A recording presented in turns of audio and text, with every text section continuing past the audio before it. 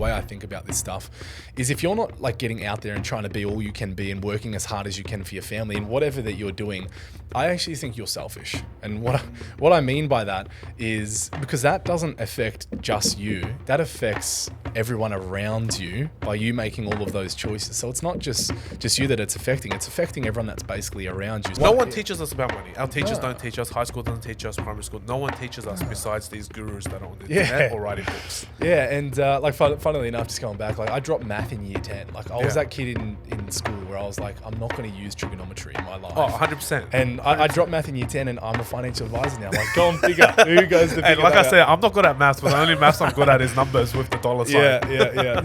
Josh's passion for finance is as obvious as the moment you meet him. He genuinely believes anyone can take control of their money with the right guidance and a bit of discipline. He himself started as a concreter when he first started in the game of life. And now he's the director of his very own finance company. Josh has been an exceptional leader in the financial advice space and has created some of the most interesting content behind how to structure your finances so that you can not only make your money, but also keep it to build your wealth. All right, guys, welcome back to another episode of Point 01. Today we have Josh Lee on the show. He is someone who is going to talk about money. We love talking about money on the episode here. And we're going to talk about probably saving a lot of money for people here. But as a pretext for everyone, this is not financial advice. Everything you listen to here is general advice only. We don't know your financial situation and your current wealth situation. So if you do need any actual help after this, please reach out to either Josh and his team or your own financial advisor or someone that is a professional. We're just here having a bit of a banter and learning a lot more about money and each other today. So we hope you guys enjoy the show. So Josh started off as a tradie, right?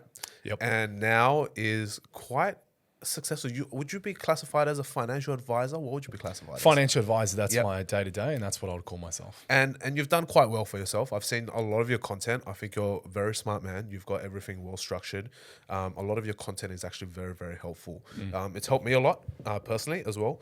And I think in today's episode, we'll actually talk a lot about things like corporate structuring and tax structuring for a lot of people's personal and corporate finances as well. But before we get into all of that, Josh Lee, who are you? Where does the story begin? Yeah, it's I will say it's definitely an interesting story. So if I sort of go right back to the beginning, in terms of life growing up, just grew up average middle class in Australia. Like a lot Melbourne-based, right? Melbourne-based, Okay. yeah, Melbourne-based. Like a lot of kids just getting into a lot of trouble, like really curious. But yeah, life was pretty interesting earlier on growing up. Like the pivotal point I think that I can look back to say that definitely changed my life was my dad passed away when I was 7. And so, mum raised myself. I've got an older brother. He's 4 years older than me. How old are you now, by the way? I just turned 30. Oh, wow. Congrats, Yeah, bro. just turned Welcome 30. to the 30s club. Yeah. I turned 30 in July. I feel like it's still on the way up, though. I feel like it's still on the way Bro, up. we're getting old, man. So my dad passed away when I was younger, and like that forced me to grow up really quick. Shortly thereafter, mum remarried, but it's like it's never the same. It's like course. sure had a dad, but like didn't really. Like it was never the same, and never saw him like that as well. But look, we didn't go without. Like we didn't have an abundance either, though, and that's where I think some of my curiosity mindset and this hunger started to build, I think, within inside me. It was like, we had a house, went to average primary school, average high school. We didn't go without. Like we went to Bali on holiday every now and then. Yeah. Mum allowed me to play sports and that's, really where I excelled. And if I just stay in that sort of sub 10 years old category, like in school, I wasn't bad. I was a bad kid, but I wouldn't call myself stupid though. I think when I applied myself and things that I actually genuinely enjoyed, I did really well at. So I think whenever I found something, I was always like laser focused. As a kid, extremely competitive. And I would say that's something has stayed with me to this day and is probably a part of my quote unquote success, whatever you want to call it. But I think that competitiveness, that's changed in terms of, I think about it differently. Like when I was younger, I just wanted to beat everyone. Yeah. Like I was a kid like that in sports and whatever it is. I'm like, nah, like let's go. I'm still like that in sports, I will say. But I think the competitiveness is still there, but I feel like I'm just competing against myself now. Like I don't, I think, comparison is one of the most dangerous things that I talk to my clients about all of the time. And, that quote, comparison's the thief of all joy. So, I think now for me, it's like I'm just competing against myself. I'm just trying to be the best version of myself. But yeah, earlier on, sort of got through primary school, started actually doing, I suppose, where did that like entrepreneurial mindset start coming from? Because no one in my life was in business. No one was investing. No one did those things. Interesting. So there was nothing around me sort of pushing me down that pathway. And I was kind of left to my own devices in a way. I actually joke about this with my wife. I've been with her for over 10 years. We're married, got a kid. Wow. Yeah, so we're high school sweethearts actually. How so cute. yeah, she I still remember she walked into Indonesian class in year 10 and I was like, yeah, she's I think she could be the one. Wow. And then it's Year dead 10, serious. We didn't get Crazy. together to year 12, but like a lot of things that happened in my life, I'm actually a big believer in like thinking things into reality, affirmations, whatever you want to call it. Like I could point law of to attraction. Yeah, I could point to so many things in my life that I've done where I'm like, I want it, I saw it, and then I got it. Like, I love that. Countless examples. But sort of got through school, getting in and out of a lot of trouble. But because my mum was not strict at all, like I tell my wife about my upbringing, and she's like shocked, like of the shit I was doing and what I got up to. But I think it actually forged me and gave me like really good life lessons. And I was able to make a lot of mistakes and just try things out and kind of didn't have boundaries, but didn't have any boundaries. But when I don't know if eBay is really still much of a thing, but like through primary school, I was really big into like football cards and trading cards. So like in primary school, I was like on there dealing and trading On eBay? Yeah, on eBay. Yeah, Oh, in geez. primary school, no kidding. I was doing that, and then going into high school, eBay was still really a thing. I don't think like Amazon and stuff had sort of reared its head a great deal at that point in time. I don't think Amazon even existed back then in Australia. No, I don't think it sort of reared its head. But then through high school, like little side hustles as well. So I don't know if everyone would remember those. Remember power bands? Do you recall what I they remember were? power Those bands. like Yeah, little yeah. things you'd wear Yeah, yeah. and like balancing and made you like stretch more and Yeah. sort of gave you superpowers. Some bullshit. Yeah, some Yeah, bullshit. anyway.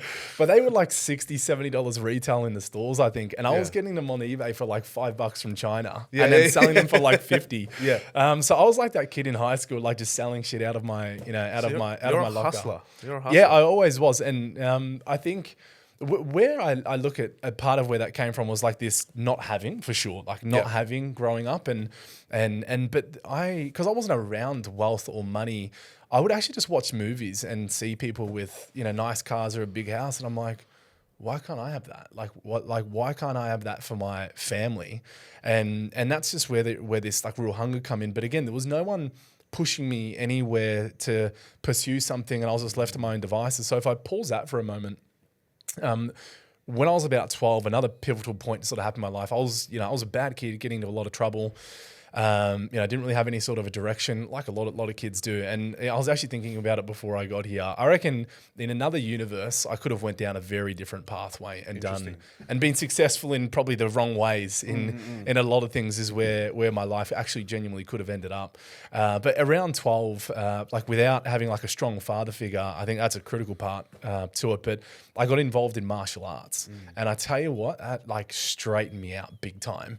And I think if I didn't get involved in martial arts, I would have peered off the wrong way in life and got into a lot of bad things. But I got involved in martial arts when I was 12. That was before UFC was kind of like a big thing. What discipline did you get into? Yeah, so I was into UFC, and that was how old was I? 12. So that's 18 years ago. UFC wasn't really much of a thing. Yeah. And so I was very much into UFC, but at that point in time, you couldn't go on, and they wouldn't allow a kid my age to actually train in it. So I started looking around for what was an equivalent. I actually found this style of karate, which was what was called a freestyle martial art. So you did chokes, submissions, takedowns, like actually UFC, but it was kind of a karate format. Yeah. So I was like, all right, cool. And then I just got like hyper addicted to it. And I can still remember, because I was trying a lot of things as a kid when I was younger. And my stepdad said, he's like, you never stick to anything. I can still remember it when I started karate. He's like, oh, this is going to be another thing you're not going to stick to. And I tell you what, I just got like addicted to it. Like I was training every single day. I was learning what they called katas at home myself on the weekends, because like mum would go out and I'd just be there. And so I was like teaching myself karate, like how to do all the moves. But that one like instilled into me like the discipline factor, I think, came from that. this like relentless work ethic came from it. But then that point in time, I was genuinely convinced I was going to be a UFC fighter. I was actually convinced. How old were you? Like, how long did you do karate for? I Like, how long started did that you at do it? 12. I started fighting at 15. So I had a bunch of fights, won a lot of fights, lost a lot of fights. I was 15 fighting like adults that are in their 20s and, crazy. and things. But What belt did you get up to? so I did black belts. I was an got black instructor. belt? Yeah. Oh, wow. So I was teaching, and then did that till about 16, and then started getting into like kickboxing, mixed martial arts, and so on. Had a few fights there, and then I think as I got into it at an early age, I started sort of losing interest in the end. And then so my now wife come along, high school come along. I started to probably focus a little bit more on my studies when I think I got past year 10. Like I was an absolute shithead until that point. And then I hit that point. I think I started to mature a little bit. Like I actually started to mature a little bit. And then, I did VCE, passed there. I think I got like a 69 ATAR, which is not bad. It's not great either. But I was convinced I was going to be a UFC fighter to that point. And then the interest started just to fizzle out at that stage, and then got to the end of high school. And like a lot of people these days, like I had no idea what the hell I wanted to do. Like, there's that, which pathway do you go down? And so I was living at home at that point in time, and mum's basically like, well, you go to uni or you start working. I'm like, okay, I'm going to think about uni.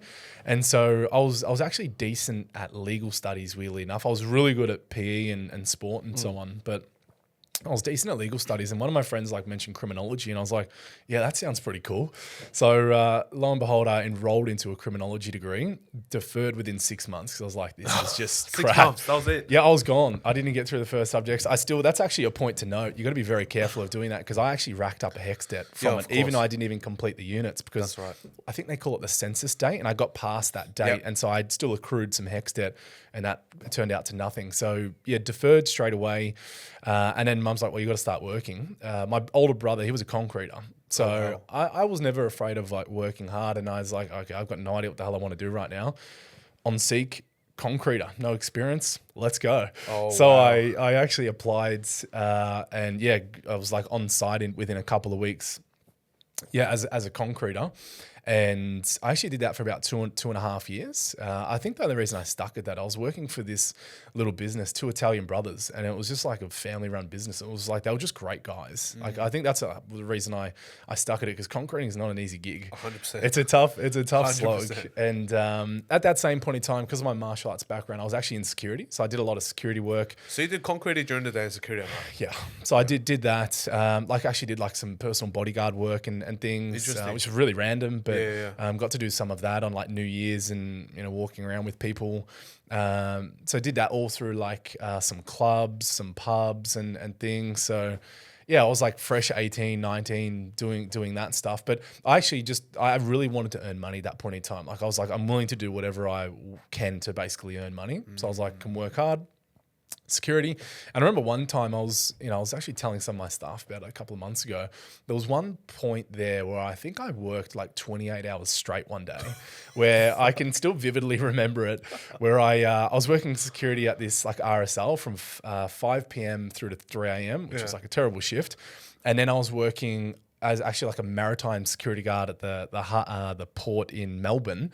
So I left there at 3 a.m. Had a road bike. Another stupid decision I made. That was actually a bad financial decision. Okay.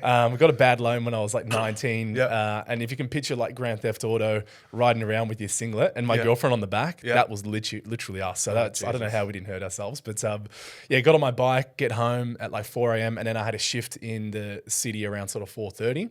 So I roll in there, do another sort of 12 hours. And then I was actually, I just did my own PT business on the side, because I was always physical and did all of that. Just hustling. So I was Direction. this is cool. I was I actually loved it. I was what have I got to lose? That's true. And then so going from there, then I started to, I don't know, you to contemplate what does the future look like? What do I want to do? How old were you when this thought came? That's 20, around 20. Okay. So around that 20 still point. Quite early. Yeah, still quite early. And that's when I can vividly remember working on doing a lot of estates when I was a concreter. So like all the new estates where buildings are being built or houses and so on are being built. So we would be in there first doing the concreting The before. foundation, all that. Yeah. So we'd be in there doing all of that. And I still remember like these hot days, like 40-degree days in Melbourne.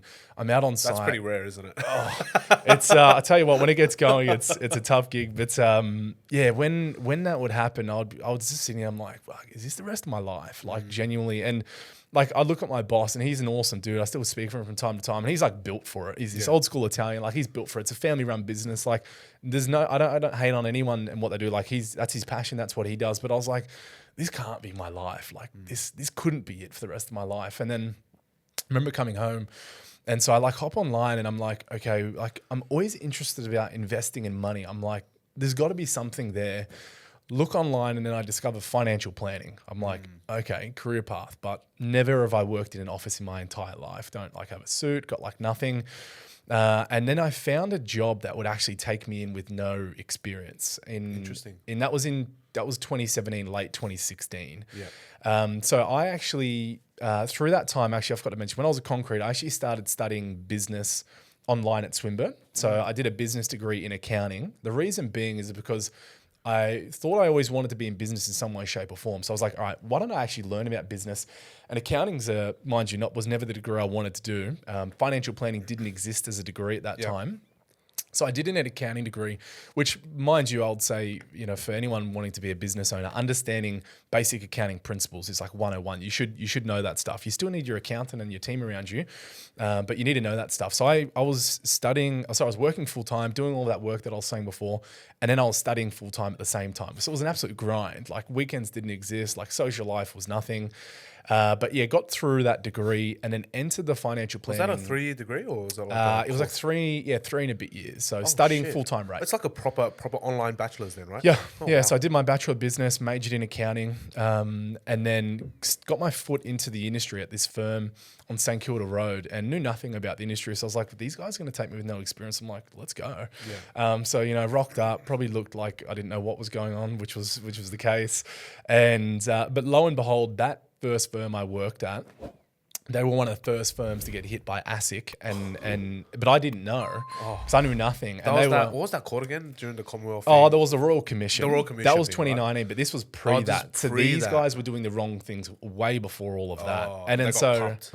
So they renamed by the time I'd gotten there, and then very early on, because I knew nothing, so I'm just there, and the way I can describe it, it was like a boiler room. So you think of like those movies where you're like I've been in cold calling, and you know what I mean? Like it's pretty crazy, pretty crazy. Lots was of like noise, lots of energy. Seriously, lots of and it was like cold calling. Go up to the whiteboard, notch it up, ring a bell. Everyone's face is on a leaderboard. Like it was like a literal boiler room. Mind you, great experience doing very that. fun. I can very fucking fun. Like the ability to pick up and call people that you don't know. It's actually a skill set. Like it's really good to in sales roles, business, whatever it may be. But then learned that business had been hit and there was so much things going on behind the scenes. I'm like, okay, this is not great. So let's get out of here. A recruiter actually found me another job closer to home at that point in time in financial planning. And at that point in time, I was in the industry for like 7 months. I'm like, all right, I'll give this place another shot, close to home. Then this is when the Royal Commission started to heat up, which was about 2018, 2019, which was the whole review into the banking sector. And everyone's usually aware of it. Like the whole industry got ripped apart. So it should have. There was a lot of things that come out of it, like people that were dead getting charged fees and some terrible things. And the new business I then joined started failing audits at that exact same time.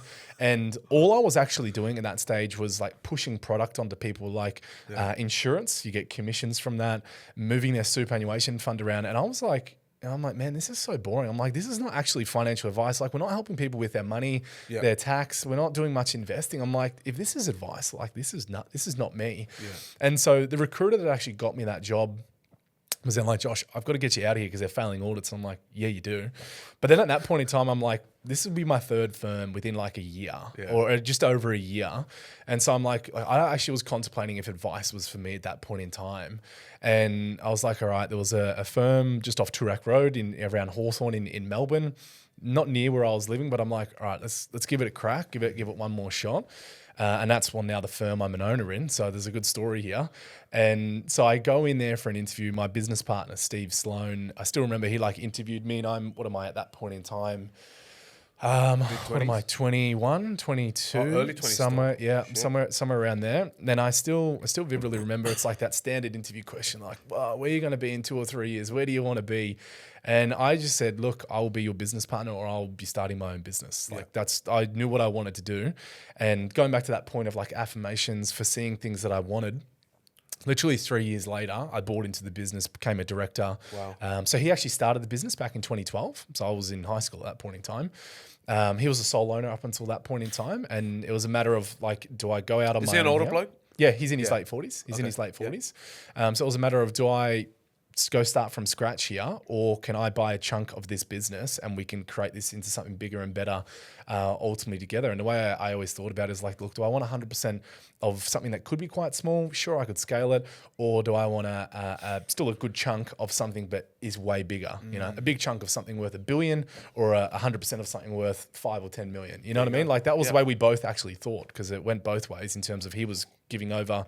And mind you, we did the transaction on my 26th birthday. Wow. And I got to say, like, to his credit, it was a massive risk for him. Like selling a part of the business to me at that point in time. Sure, I proved myself as an advisor, but still a massive risk. And I don't know many people that would have taken on that Do you mind risk. sharing how much you spent to buy in? Yeah, so I've spent, what was that? It was sub $1 million to buy in at that point in time. I can tell you right now that that's the best investment I ever made. Well, 100%. And you're still young to be able to make that money, to have that money to buy into. Yeah, so it was a risk on all parts. And then like, had my... That would have been your biggest purchase to date, hey? We had moved out of home at 21. Okay. So we bought our first home at 21. That is another inflection point where I'd say one of the best decisions I've made was moving out of home. Yeah. Buying our own place. Like forced us to grow up really quick as well. And you just learn, like you learn things. But the business buy-in was my biggest purchase. But even then, that was like risky. You know, I had my in-laws saying, like they're the old school mindset. I see this so often with clients. Like one of the first things I do when I see clients, I was like, tell me like sort of we're doing right now. Like tell me your history. I want to know a bit about you, why you do what you do, and what's happened till this point. Because I can't change what's happened, of course, but I can help what happens moving forwards. And there's always these common themes of, my parents, risk averse, or they, try to get into businesses that blew up. They didn't really invest. They just got their home. They paid it down as soon as they can. And now they're retired with a home and they get their age pension, whatever it may be. And like my in-laws absolutely love them, but they're old school mindset. Like they're really risk averse. They're avoidant of debt. Whereas no way I got to the position I am in right now without going the polar opposite to that, taking on debt hard when I was young, pushing really hard at the same point in time, and my net worth has skyrocketed because of those investments. So if I took the advice that I was getting from people around me that I loved and trusted, I would nowhere near have gotten to where I am. So that happened on my 26th birthday. Like the business, talk a little bit about the business as well there. We were probably about 20, 25 staff at that point in time. Wow. Now we're about 120. Across the board. So the business at that stage was just financial advice. We did a bit of mortgage broking. We did a little bit of accounting, but kind of non-existent. Those businesses we kind of launched harder after that point in time. So we're pretty much an advice business at that stage. And then shortly thereafter, we actually created an offshore business over in the Philippines. So we have an outsourcing business over in the Philippines called Lavera. So Steve and I, we own that business as well. And that business is actually scaling rapidly at the same time. So they're kind of collectively all of our businesses, and that sort of brings me up to the where and the now I am at this point in time. So my day to day is like I'm still a financial advisor. I still proactively work with clients and stay on the tools. I work with less clients though, I would say now. I probably work with bigger clients, more sophisticated. A lot of business owners is where my niche is, because that's what I am. And the business owners just have a lot more options at their disposal. I'm sure we're going to be talking about some of those today. So that's a lot of where I love working. And I would say, look, I actually found like my passion and calling in financial advice. Like it never felt like work for me. I work every single day. I did even before I was an owner in the business. Like when COVID happened in Melbourne, like let's not talk about that, but shut down, and which is crazy time. Like I worked every day, and I just like went hard, and I was just an employee at that point in time, and that's why I think my business partner is like, holy shit, like this dude's just willing to give it a crack and go hard, and 100%. I always had that sort of work ethic, and haven't looked back since. Like we've got huge goals for the future, nowhere near where our potential is personally for the business. Like we've mapped out our 10-year vision and where we want to go, and the journey is going to be exciting. So it kind of brings me to where we are right now sitting here. I love that. That's Yeah. so cool. Yeah. No, that's awesome. Like the way I see it is a lot of people don't realize this, right? Because I think we're in a world now, and I don't know if you deal with this a lot in your industry, but over in our industry, when you get a lot of younger employees come through, the mindset is everything is transactional. Yeah. If you don't pay me, I'm not going to work. If you don't pay me, I'm not going to work. And people don't realize that if you have that hustle mindset like you do, and I resonate so much with everything you've said there, because I did pretty much the exact same thing growing up as well. You know, sold whatever I could, bought something, sold something, traded services for something, whatever it was try whatever you can to make some money, right? Yeah. And I think this new generation doesn't really have that in them. You know, a lot of the times when they come to work, they expect to work, or they come to work to steal resources, then go do their own thing. Like it's kind of like that. But it's really good that you had the mindset that you were going to just treat it like your own business. You were just going to work hard and do whatever you could for your own sake. And obviously your boss at that time recognized that and offered you a partnership, which is, you know, quite good. And I think a lot of people don't realize that you don't have to go out and be an entrepreneur. Yeah. You don't have to. You can be an entrepreneur, do well inside the business, and then from there, you can eventually own a piece of the business yourself as well, which is something you already built prior to even you stepping into that role. And if you don't get offered that role, then okay, sure, go out and do your own thing. But that's great. It's a great story, and it's really good that you went out, you started young, you put your money away, and you invested, something that was different. What made you want to invest compared to everyone else? Because everyone around you, like you said, wasn't investing. They weren't putting their money away. They weren't getting their money to work for them. Yeah. Was there something that triggered that mindset in you where you had to go, or maybe I should go buy a property. I'm making a bit of money now. I should go buy a property.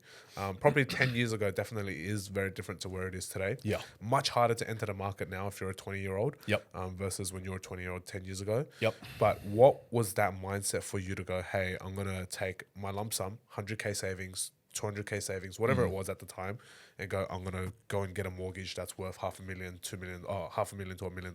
Yeah. What was that mindset? Yeah, a lot of moving parts to it. So my nana actually gave me a share investing book around, weirdly enough, when I was like 18. Wow.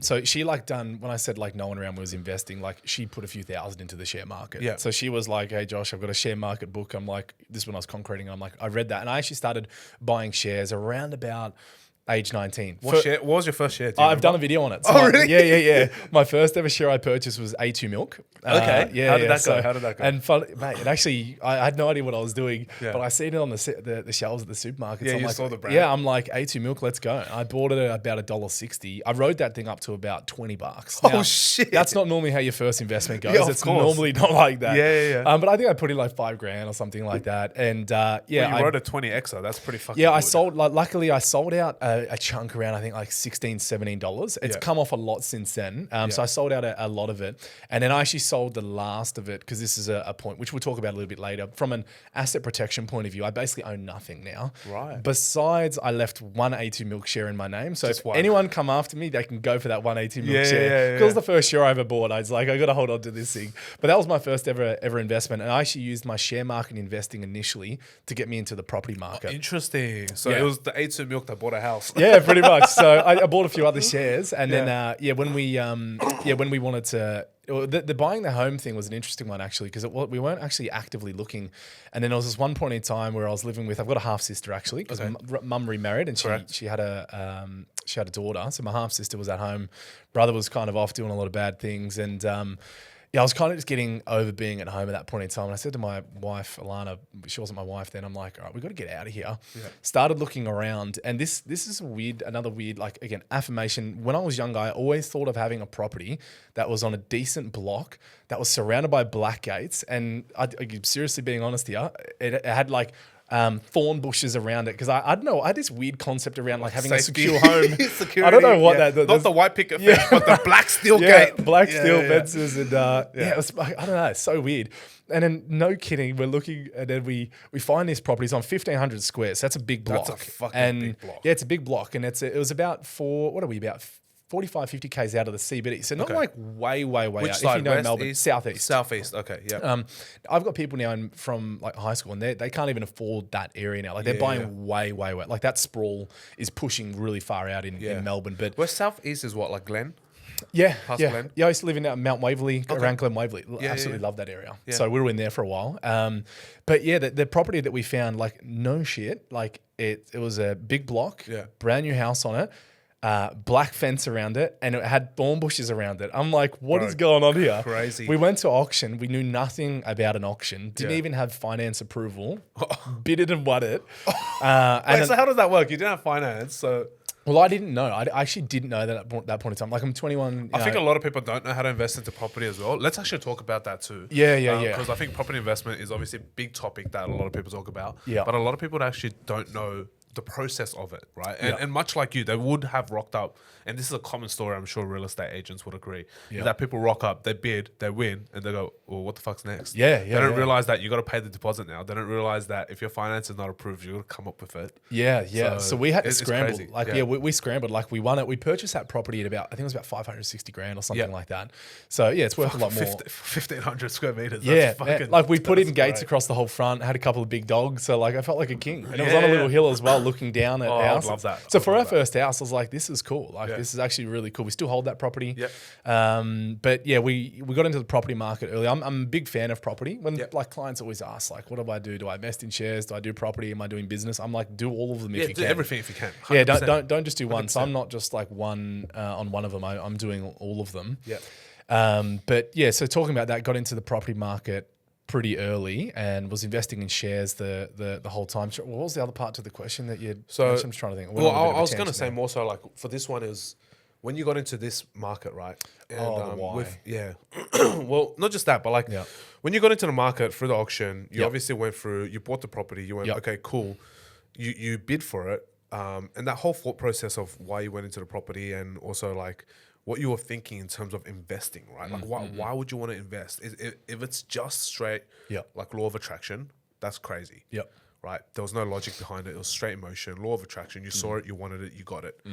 Was that the process that you went through, or was it more like, okay, you read the investing book, you knew you had to put your money away, and then, oh, this investment opportunity came along. Yeah. But also, I'm sure your first property, you're not thinking about the numbers.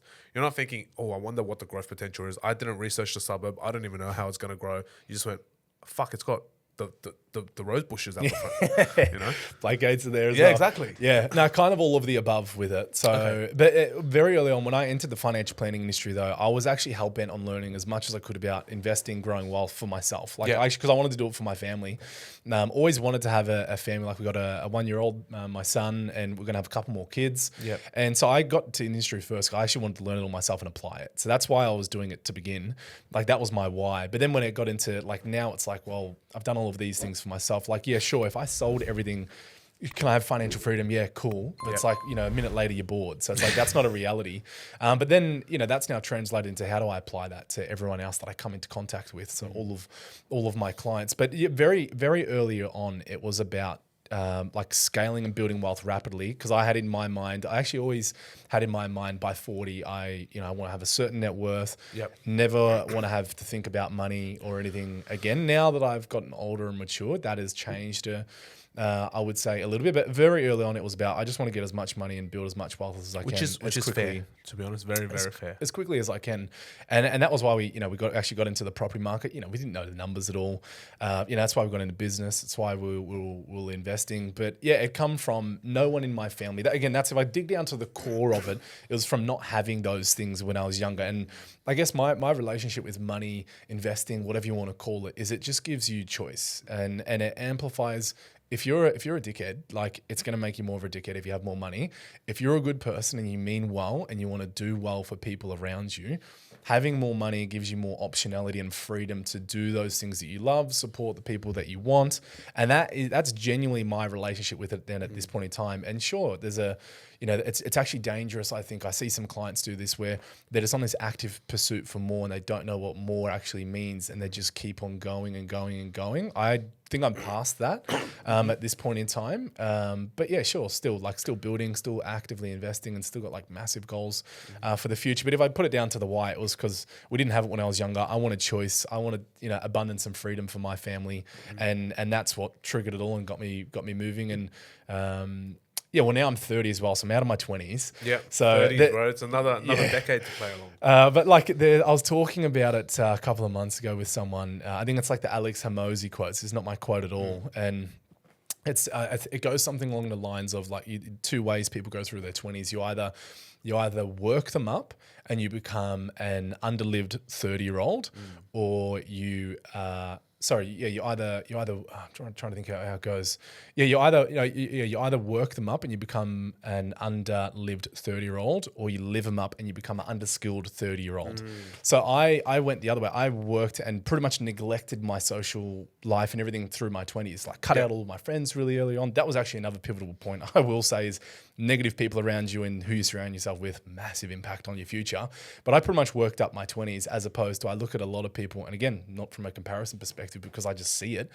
A lot of other people generally, go out and travel and having fun. Clubs never was my thing. Yep. And sure, they've lived it up in a different way, but that was never for me. And again, I wanted to push hard in those earlier years to then not have to worry about doing that longer term, basically.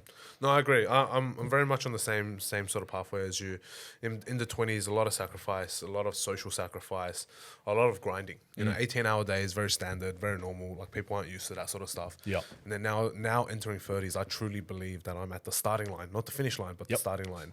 So it's actually quite interesting for me. It's okay, we've spent the 20s amassing these skills, amassing this experience. Now that 10 years of experience, what's it going to translate to in the next 10 years? It's going to be a 10, 20, 30x. And the people that we meet now when we're 30 years old, so these are the people that you're going to be having great relationships with. These are the people that can see the value that you can bring in from the experience that you've generated. Yep. Us two meeting today for the first time could potentially lead to so much more as well.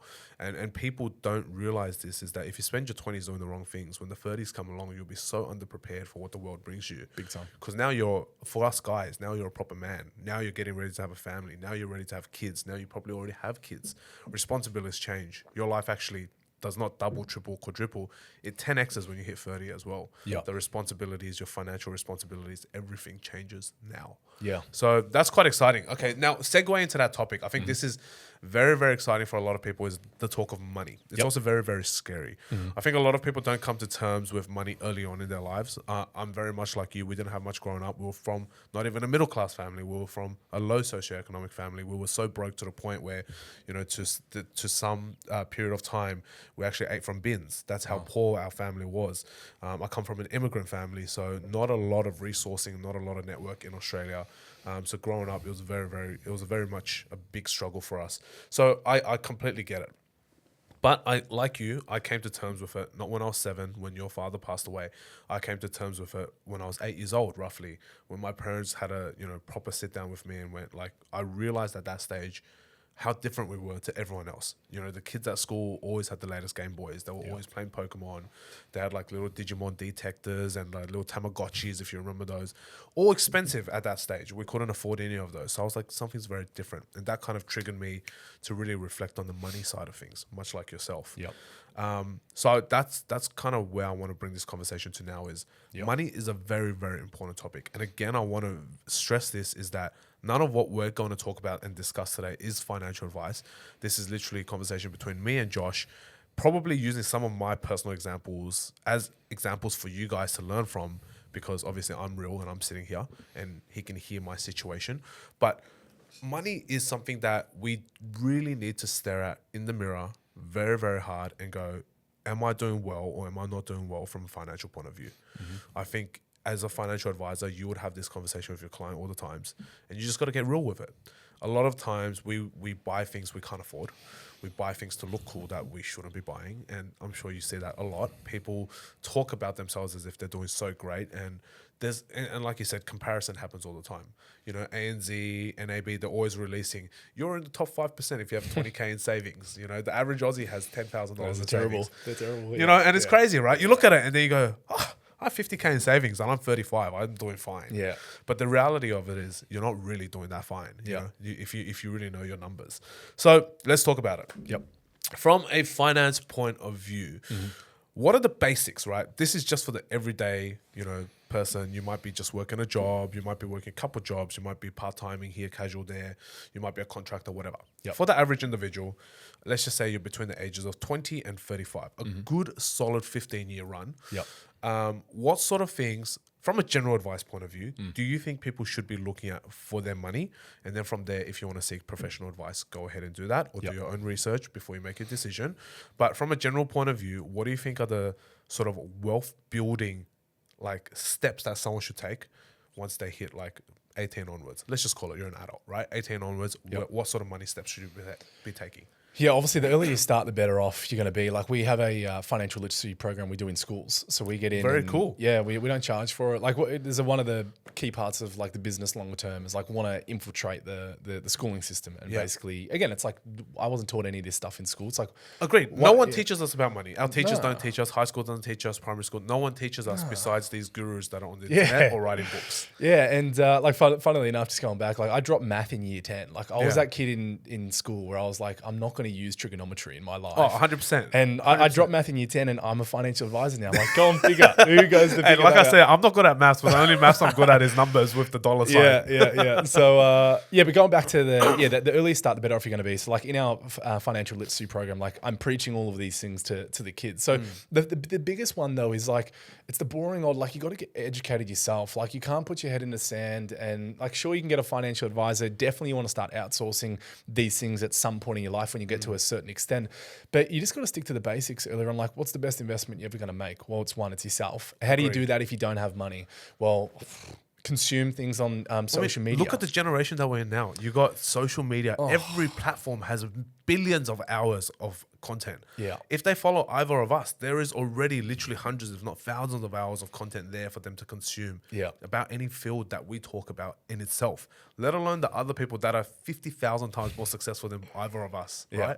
So there's a lot of content out there, guys. Yeah, and just consume that to begin. But then, read books. Like for me early on, it was like reading books. Like what's one of your favorite books that's so impactful for you? Yeah, one, I was actually chatting with, I don't normally work with clients in their 20s, but I had a client come through recently. He's 21. He's been given a large amount of money by his father. Someone's quite notably in the industry. He's like trusting me with giving his son advice. I'm like, wow, this is great. I'm going to look after him. But I actually said to him, like, look, we can do all these things, but you just actually got to get educated still at this point in time, studying finance, and he still doesn't actually understand all of these basic principles.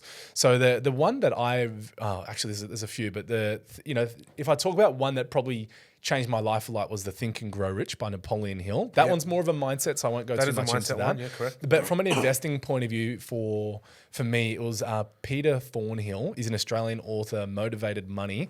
That one really clicked for share market investing and understanding compound interest. That one, for me, was like the light bulb moment.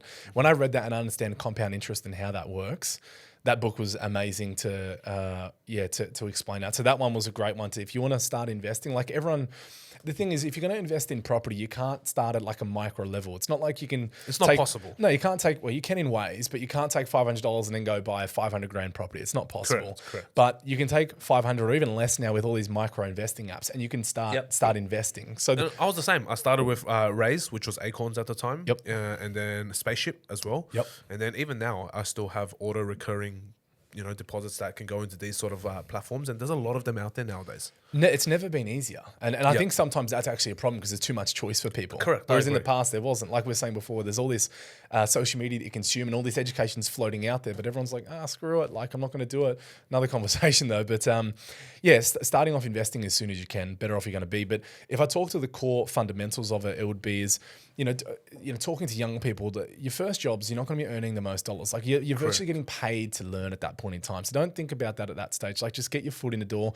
If you can pull off working whilst you're studying like I did, you're going to get a leg up in life. Because if you finish high school at 18, you do a 3 or 4 year degree, you walk out of that and you're 22. And let's just say maybe you've had a little part-time job here and there. I worked full-time the whole time. And that's the only reason I was able to buy a home at 21. So if you can do all of those things, you're going to set yourself up. But getting your cash flow right is the one everyone struggles with. And no matter any client I see earning whatever amount of money, small, large, anything there in between, cash flow, they just don't manage it efficiently. So, get your basic cash flow in line. So what's a basic principle you can stick to, which is not one I do for my clients, but like if you did nothing, the 50-30-20 budgeting rule, where you take 50% of your money, you put that towards like your fixed main expenses, 30% to your day-to-day, and then you force yourself to do 20% savings and investments. Now, I don't do that for clients because it's way more bespoke and tailored to their situation, but that's one, like a simple one that you can apply, because if you can't get your cash flow right, it doesn't matter how much money you're earning. Like I see people earning 500 grand plus and they don't save. And you're like, how's that possible? Correct. I've had friends that go, yeah, I'm doing 300-400K this year. And then they're like, how much do you save? 10 grand. Yeah. 15 grand. Crazy.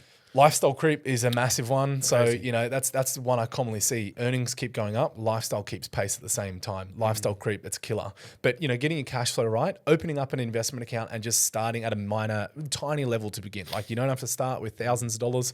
You can use those rounding up apps and things, $5 a week, whatever it may be. Makes a difference. Yeah. And well, the biggest part there is just that education, because you're going to understand like, what's a dividend? Like, what do you mean? I put my money into something and it pays me out every quarter and I don't do anything for it. It's like, hang on, that's different.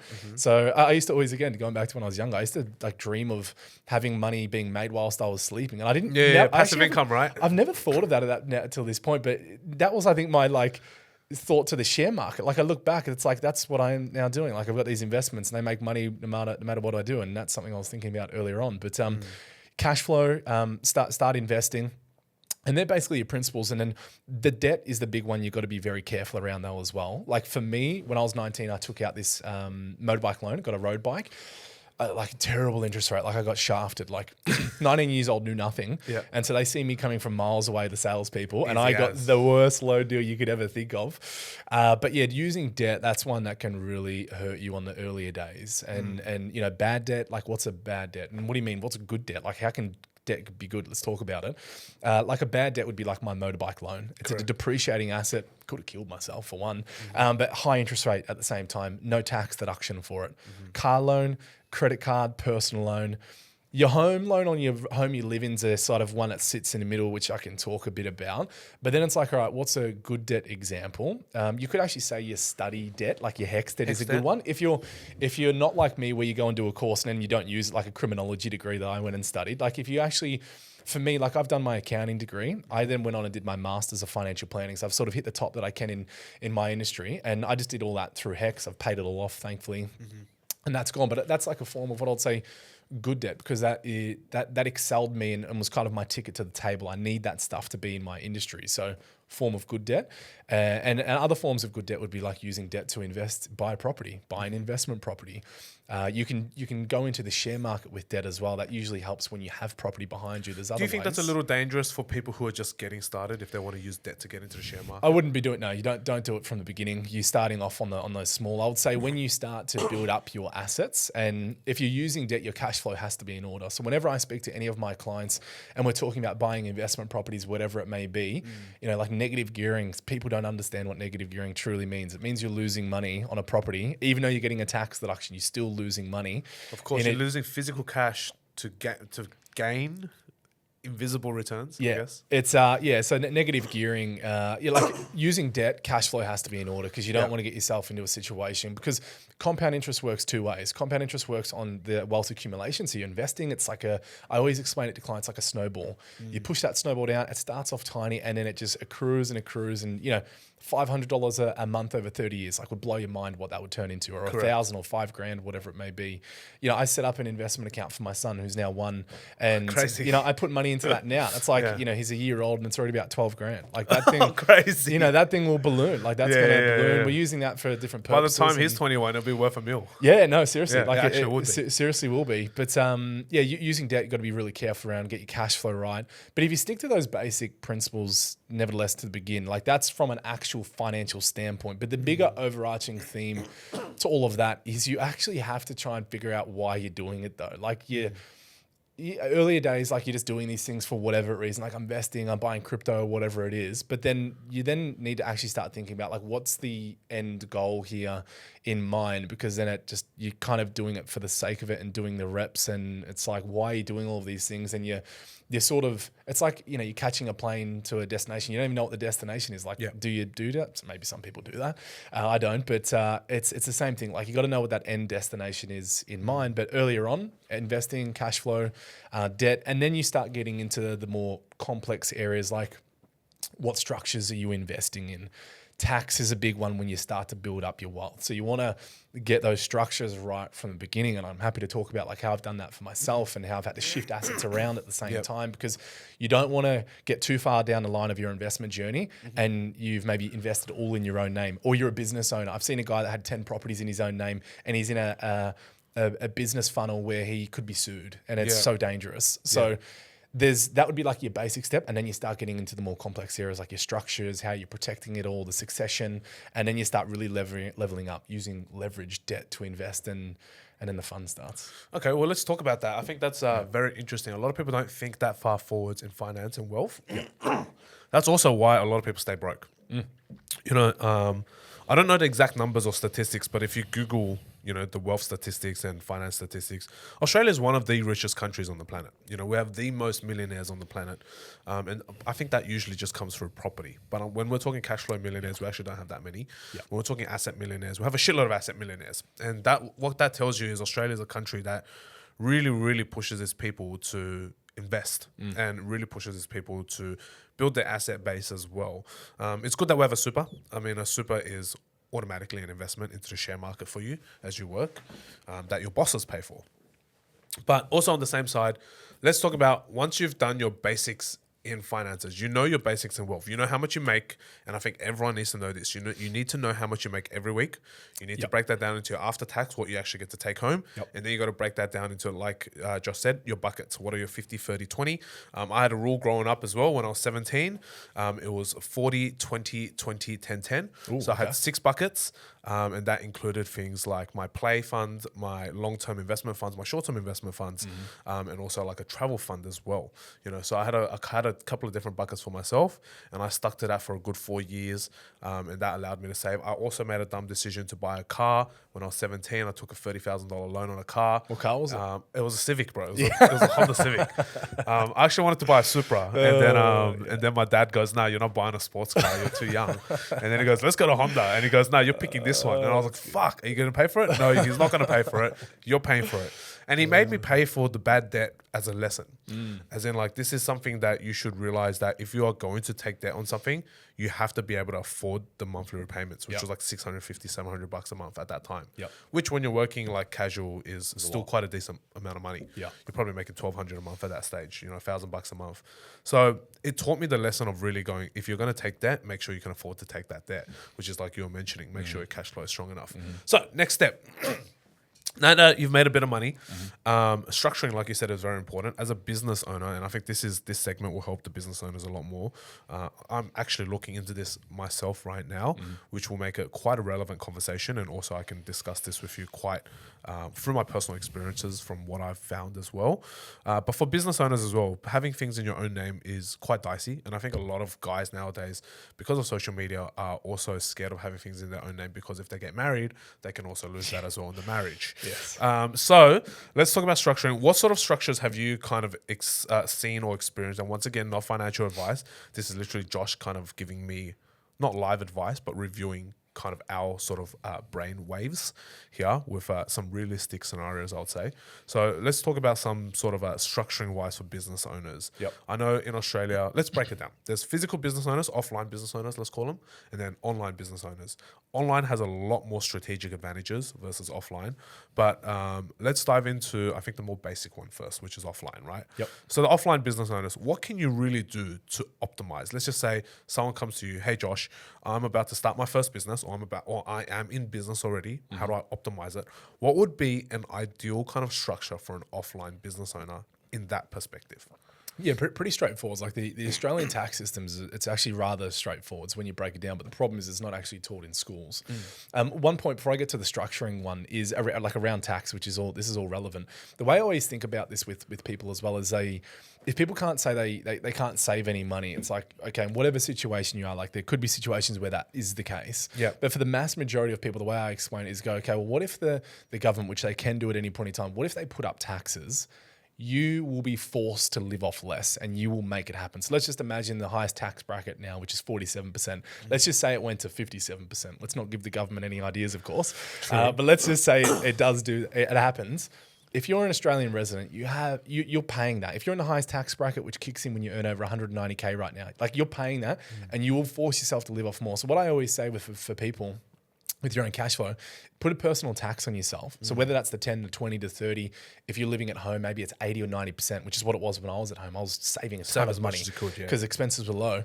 Put a personal tax on yourself and then use that money to start investing. But going back to the structuring point, what I see most business owners get wrong in Australia, there's actually a lot of ones that typically see. But I suppose when most people start their business, they generally start as like a sole trader. Correct. Where there's no separation of that. And that's also exactly how I started. I was a sole trader. I did a lot of contracting work. I was a personal trainer as well. There we go. And then, so I started off as a sole trader. So very relevant. Let's talk about it. Very realistic. Yeah. What Josh is explaining is something that likely happens. When you first decide to start your own business, you choose sole trader because why? It's free. Yeah. And because when you choose PTY, there's like a $600 or $800 fee. Can't remember exactly what it is. Yep. And people go, I don't want to pay that because you're getting started, and most people are scared of investing into themselves and their business. Yeah. So, like you said, sole trader. All right, Yeah. that's the initial structure. Tell me, is there any benefits to being a sole trader? Look, generally makes sense you start there. Like I had a gardening business for quite some time. I was like scaling it up like with body corporates, and that was like sole trader.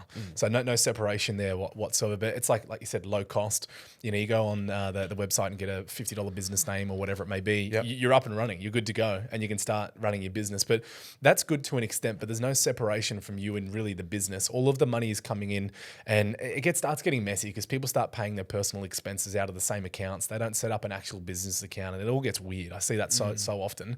But really no separation, but a cheap, easy way to, if you've got a business idea, to actually have a crack at it with no major outgoings to get started. So it's like you got this little seed idea, you give it a crack. And most accountants, and again, to make clear, I'm not an accountant. I've done an accounting degree. I understand a hell of a lot about it, but you still always need a good accountant on your team if you're trying to build wealth and do everything. Correct. But most accountants would generally say you start off as a sole trader, and then you end up moving to a company structure at some point Which in is time. a PTY Ltd, for those who don't know. Correct. So you move to your company structure, and you got to be careful of when you do that move. Like if you rapidly start scaling a business and you're going to transfer over to a company structure or do some sort of a restructure, you don't want to save your run too late there because you could be paying taxes on the transfer, capital gains, and so on and so forth. But some people will always just go company structure as well, just from the get-go. Like most actual legitimate businesses will just go company structure straight away from the get-go. So you have your trading entity, so you have your business, whatever it may be, and then you've got the company, and that's what you're trading out of. But you're the director, you own the business, or maybe you're in a business partner like my situation, we own it. So there's the company, it is a separate entity, but then there's kind of no separation between you and then the company at that point in time if something was to go wrong, because it's like we're the directors, we're on the hook for the whole business if it blows up. And that's where the structuring stuff starts to get interesting for business owners, because one thing I do see, a lot of business owners, they don't know they don't utilize trust correctly in Australia. And when I started investing, I thought I needed a trust, and I definitely did not need a trust. But it sounded cool. I was like, family trust. I'm like, yeah. Like I've heard that in the movies. Yeah, trust fund, I'm like, trust yeah, fund I need a babies. trust. I've heard that. Yeah. I'm like, I need a trust, and I didn't need a trust at that point in time. Now I've got multiple trusts though. Yeah. But the common mistake I actually see a lot of business owners have is they might start their trading entity, but they don't actually have a trust involved from the get-go. So they actually 100% own their company in their own individual names. And one of the biggest downfalls of that is when your company gets profitable, which is why most people go into business is to make a profit. They have no flexibility. So that money is in the company, and then they want to pay that money out of the company and get it all out, as all business owners want to. There's only certain ways you can take your money out of your business. So you pay yourself a wage, drawings, you pay yourself a bonus, whatever it may be. There's something called a Div 7A loan, which you don't want to generally get into whatsoever. Or the business starts making a profit, and then like your little share portfolio, your business starts to pay a dividend out of those profits, because it's got, say your revenue is $1 million, your expenses are 500K, you have 500K left over. It's like, what are you going to do with it? You've got pretty much two options, three. You either are going to reinvest back into your business because you're trying to scale and grow that thing. That's kind of the phase that we're in. We still pay a dividend out of our business as well. You might just retain it in the business and build up some cash, or you're going to be looking to pull that money out of your business. But the problem is when you're the 100% shareholder, you're not using a trust, that money can only be paid to the shareholders, and most business owners own it 100% in their own name or their spouse's name. Yeah. And therefore the dividend flow out of the business will just hit them, and there is no flexibility around it whatsoever. So that is a pretty common one that I see. And then I guess the topic where this goes into is, what is a trust and how does the family trust structure work? And again, most accountants will suggest you use a family trust structure to own your company. So you actually still have a trading entity, you still have a separate company, and then you establish something called a family trust. And it's very critical to understand a family trust in itself is not an actual entity. There's an entity that actually goes above a family trust, which is called a corporate trustee. That actually is a corporate entity. And think of that kind of like a shelf company or a holding company. It doesn't actually like own any assets, but it has control of those assets on behalf of the beneficiaries of a family trust. Now, without a visual looking at this, it's people listening, it starts to get a little bit confusing what we're talking about here. But that's the most common and generally the best structure for a business owner is you have your family trust, like you call it whatever you want to call it, Josh Family Trust, Jay Lee Family Trust, whatever it's going to be. You have your family trust.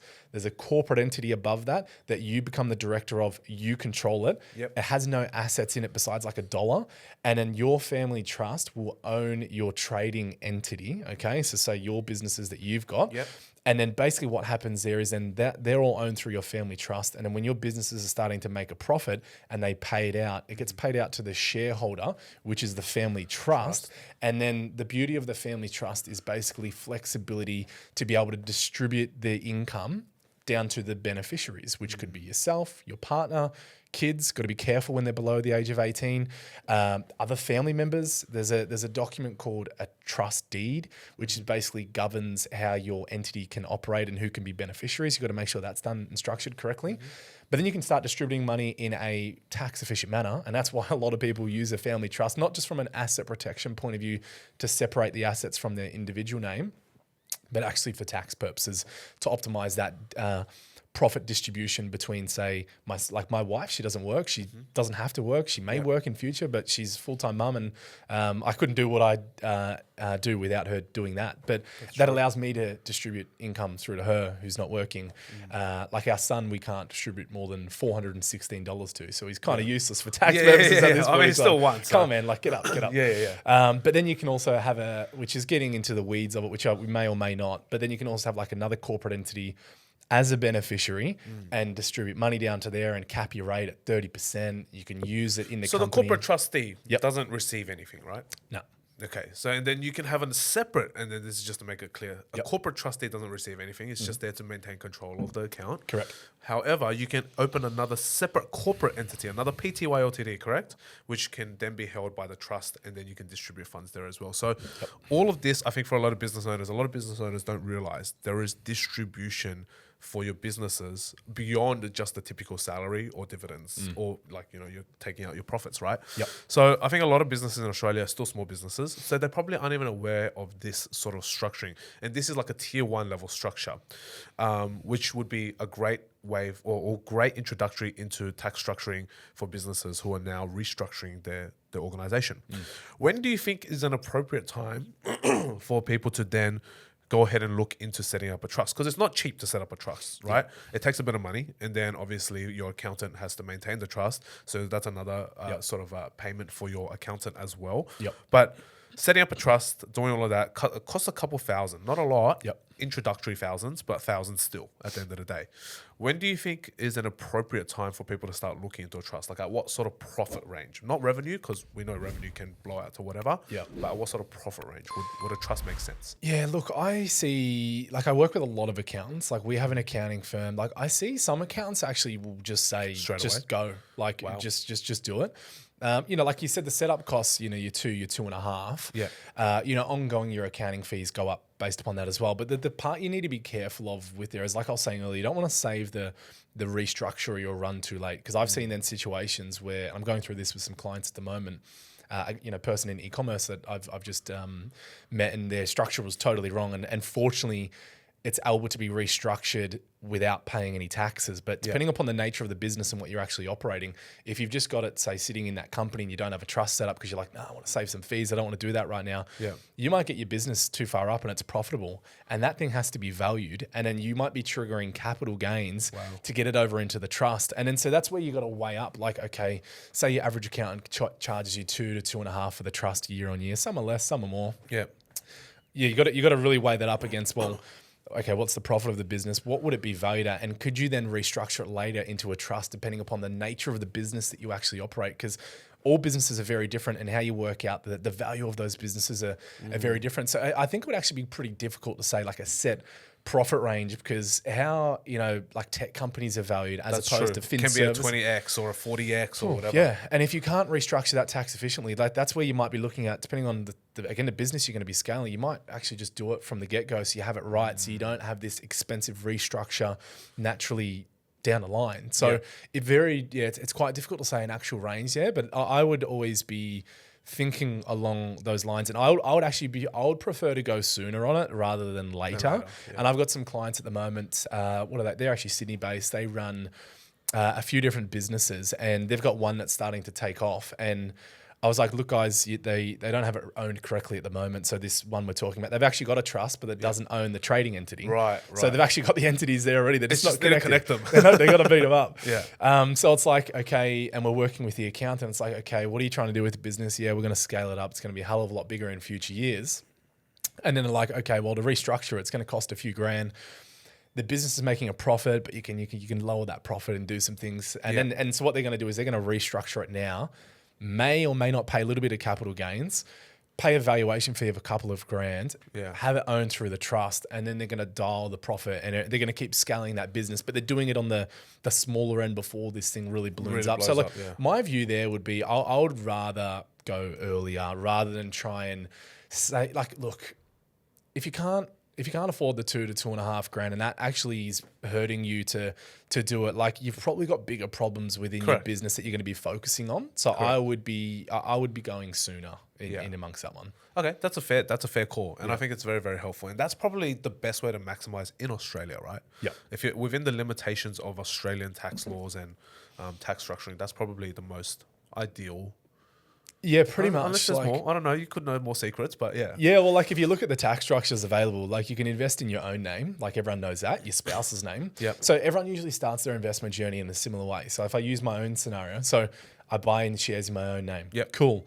I then get a spouse. So I'm like, oh, I'm going to start buying them in her name because I'm earning more money. Cool. And then we buy a house. What do? You buy it in your joint names. Like you buy it together. We're a couple. So we did that. But then when the business started, the piece started to come along, then okay, like now what's going on? I need a trust to own the business. Well, I don't need it, but I should. So I was like, all right, I'm going to get a trust structure set up. I'm actually about to go into business now.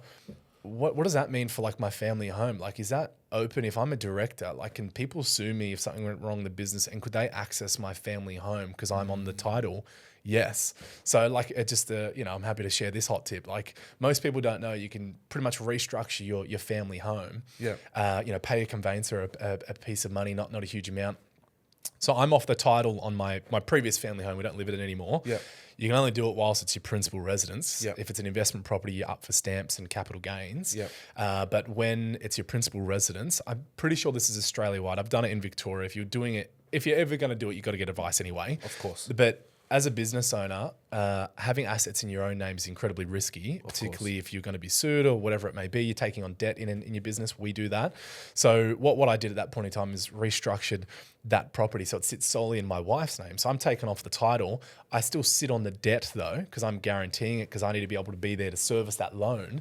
But if someone comes for me, they can't get anything besides that 1 A2 milk share, essentially. Interesting. So that like everything, that what do they say? Like the wealthy people don't have things in their own name. Like they control everything. They basically control it all, and I control it all, but it's not sitting in my name. If you look at like my personal balance sheet, like it doesn't exist besides it. And so how does that work when you want to control everything then? And how do you restructure everything? Let's just say you've gotten to a stage in your life where, someone comes along, they're 40 years old now, they have $500,000 of shares. It's all in their name. They now have a business that's done well. They were not aware of these structuring things. Does that mean they just have to cop a fee to move everything over, or how does that work? there's so many different ways. Depending, like if the shares aren't on too much of a gain, Yeah. Like what I did initially is I left all of my shares I had running in my own individual name.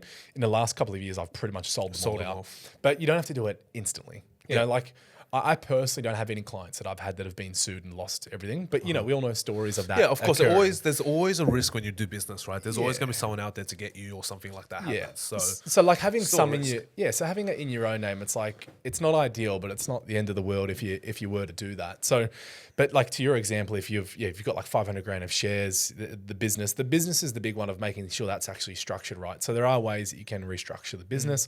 Depending upon the nature of it, there's like some rollover reliefs and so on and so forth that you might be able to restructure it into a trust. okay. Great. With shares and property though, there's no real easy way to do it. Like you pay, if you want to sell it to your trust, you can do that. Yeah. But you're going to pay tax on it. You can't. You're gonna pay You stamps. can't get out of it. Yeah. Another one worth mentioning, which is not as exciting as like superannuation. That is actually the best tax environment in Australia. That's true. It's virtually a tax haven. Like money in there is taxed at 15%. After age 60, it's zero tax if you meet a certain condition, and you and your spouse can have $2 million each in there invested. So that's actually something that we focus on for business owners or individuals later down the line because then when you start to get to the point where you're not accumulating wealth, where you're wanting to distribute that and you're playing a bit more defensive and you want to get money out of your business and whatever it may be, that's when your super starts to come online a little bit. As long as you don't save your run too late, you can get a lot of money in there. And then if you have $4 million inside super after 60, you're drawing down on there a minimum amount. Like you will live off 200,000 for the rest of your life if it's invested correctly. Very true. No, you don't have to blink. Like you actually don't have to blink. So don't sleep on superannuation, but because you can't access it until you're after age 60, a lot of people are like, it's boring. And mind you, I don't focus too hard on it for my younger clients, but for the restructuring of property and shares, that's what I'm saying. You don't want to start your run too late on that stuff because changing it over, it's your CGT, you're paying tax or stamp duties.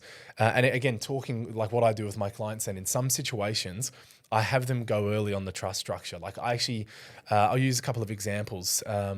One client I've got at the moment, he's in his 20s. He's a bit of an anomaly in terms of his late 20s, earns a truckload in real estate, huge commissions. Really? He dominates this town in Adelaide. Okay. He like sells all these properties. He like 50% plus of the properties in Jeez, this one town, like killing it. Yeah. You know, earning 500 grand plus, like killing Wow. it. And like he's got a little mortgage, like, you know, a couple $100 grand. It's like nothing. Which is And nothing. He can pay that off in a year. yeah, well, we're fully offsetting it. Like we're fully offsetting his loan. But then his situation is like, well, he doesn't have a spouse now. He's got no kids. He's not in business. He's just an employee, but he's got ideas of, well, having a family, having a spouse, possibly going into business. So I'm like, look, let's weigh it up. Should you keep investing in your own name right now, which you're taxed at 47% on $1 because you're in the highest tax bracket because of your earnings? Or do we bite the bullet a bit here, pay an accountant a couple of grand to set up the trust for the level of what you're going to be investing, like a huge amount of money every month into your investments, but buying property and things like that. Although there's no immediate tax benefit, we're looking, this guy wants to be in his 40s and never have to work if he doesn't want to. Yep. We're looking at actually building it through the trust from day one. So again, about like sort of going earlier, like in that situation, it makes no sense to really do a trust right now. Yeah. But if you think into the future, having family, having kids. Well, yeah, 10 years down the line, life is completely different, especially if he's on the same trajectory. $500,000 a year for 10 years is $5 million. So it's a lot of money to distribute. Yeah. So I would rather pay a couple of grand every year to make that happen. And look, that was a lesson I learned earlier on in life is I think everyone starts off trying to DIY things. Correct, Like correct. we all start on the same, like DIY everything and don't need help. I don't want to pay an accountant this. Like I pay accountants way too much in fees these days. It Yeah, I kills know. me. It hurts. But you kind of have to. It's like you're paying to play at certain levels. Like Yes. you got to do it. But again, if I look back on one like pivotal point is when I actually realized like, no, I can actually outsource certain things in my life to other professionals that, like I have an accounting degree. Like I could genuinely sit down and do my taxes and figure it all out, but I don't want to spend time doing that.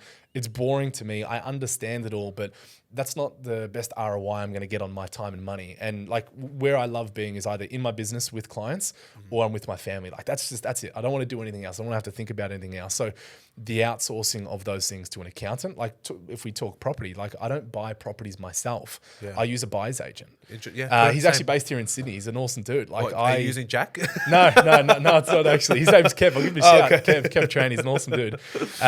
But yeah, I don't buy properties myself. Yeah. So it's because it's not an emotional transaction Correct. for me. It's just numbers. Yeah, and I could fly around and look at research realestate.com late at night, but nah, man, I'm not. That's not where my time is best spent. So here's for 20 grand. investments- Go help me find this property. Exactly, but if you asked 21-year-old me, would you spend 15 to 20 grand to have someone buy a property for you? I'd be like, fuck that. There is no way I'm doing that in my life. But now it's changed, and I understand these things. So there's like these levels as you go up where it's like you've got to pay. Like working with a good financial advisor, there's some, in every industry there's like shitty people, but like if I talk for my business solely, and sure, like tooting our own horn, like we give great holistic advice. Like it's not cheap. We're not the cheapest on the market. We're not the most expensive, but we're not going to cut corners on someone's situation, and we know what we're going to ultimately deliver. Well, yeah. I mean, you're saying it's not cheap and you're not expensive either, but a lot of people don't know that what the range of financial advising is. And I hope I'm not stepping on your toes here for this, but I want to kind of know and help the people understand as well, because I never looked into financial advice either until I had friends that were financial advisors that popped up out of nowhere, or not out of nowhere. I just looked around and finally realized some friends are financial advisors. But what's a cost for someone to go to you, for example, to look at structuring, or to look at, helping them restructure what they have, or helping them set out a plan, because financial planning and, advice is slightly different, right? But what is the kind of cost? What sort of range are we playing in here for someone to get some advice? So to look at the professionals that will be there involved. So what is the financial advisor's role? Like, what's my role? I view the financial advisor, when they're doing it in the right way, kind of like a project manager of all of these other professionals. So the accountant, the mortgage broker, the buyer's agent, and maybe the lawyer. They're probably the four key. I call it the dream team. Everyone should have their dream team all in order. The advisor, in a way, sort of sits above as the orchestrator. So they're orchestrating the accountant, because who helps my clients? I help them formalize the vision. It's the accountant's role is not to help you formalize their vision. They move the pieces for you. Structure, tax, they're more reactive. They're not proactive. Some accountants are really good and are proactive. The buyer's agent, very transactional. Like, it's just, we need you for a point in time, go and find this property. 2 years later, I'll call you again. And then Exactly. Lawyer, same thing. We need wills, we need some advice here and there, transactionary. Whereas the advisor will help you formulate their vision. Like, most people struggle with, they just don't know what the hell they want with their life. And that's where we start from the beginning. And then we look at, okay, we want to achieve this, so on and so forth. These are other people we need. But getting to how much does it cost to work with an advisor, they're all going to be different. For a while there, I never used to charge to meet a client. Now, like, if a client wants to come through for an initial chat, we don't charge. Like, people can book into my calendar for 15 minutes or 20 minutes for free, no cost whatsoever. Generally, I will be taking those calls. And then if it's not me, I'll hand it over to someone else, or I'll point them in the right direction of the professional they actually need, because sometimes they don't need an advisor. They need another professional. And I'll just tell them openly and honestly up front, I'm not going to waste their time. Go speak to your accountant first. Yeah, 100%. And so if we go beyond that point, though, beyond the 15 minutes, our process looks simply like this. We'll have 2 meetings. First meeting, we want to get clarity, dive hard into your goals, your objectives, what your position currently is financially. Second meeting, providing we've done a good enough job there and we understand it all, we'll then show you all of the areas we can help out with, what strategies are going to be involved, and ultimately what that cost is going to be. Always will say the range could be from lower end, 4-4, higher end, 20K and beyond. Like, I'm working with a real complex plan. A guy over in Germany at the moment works with a big 4 accounting firm, bringing a truckload of money over to Australia. Like, that's an expensive plan. But then there's other plans that are going to be a little bit, hell of a lot less expensive. But it's like building a house. Like, are we going to be building this little shed, or are we building a mansion? What do you want, and what are we going to be doing? So once we know kind of like the spec, like, okay, this is what you want to achieve. We understand that. Here's how we're going to help you achieve it. These are all of the areas.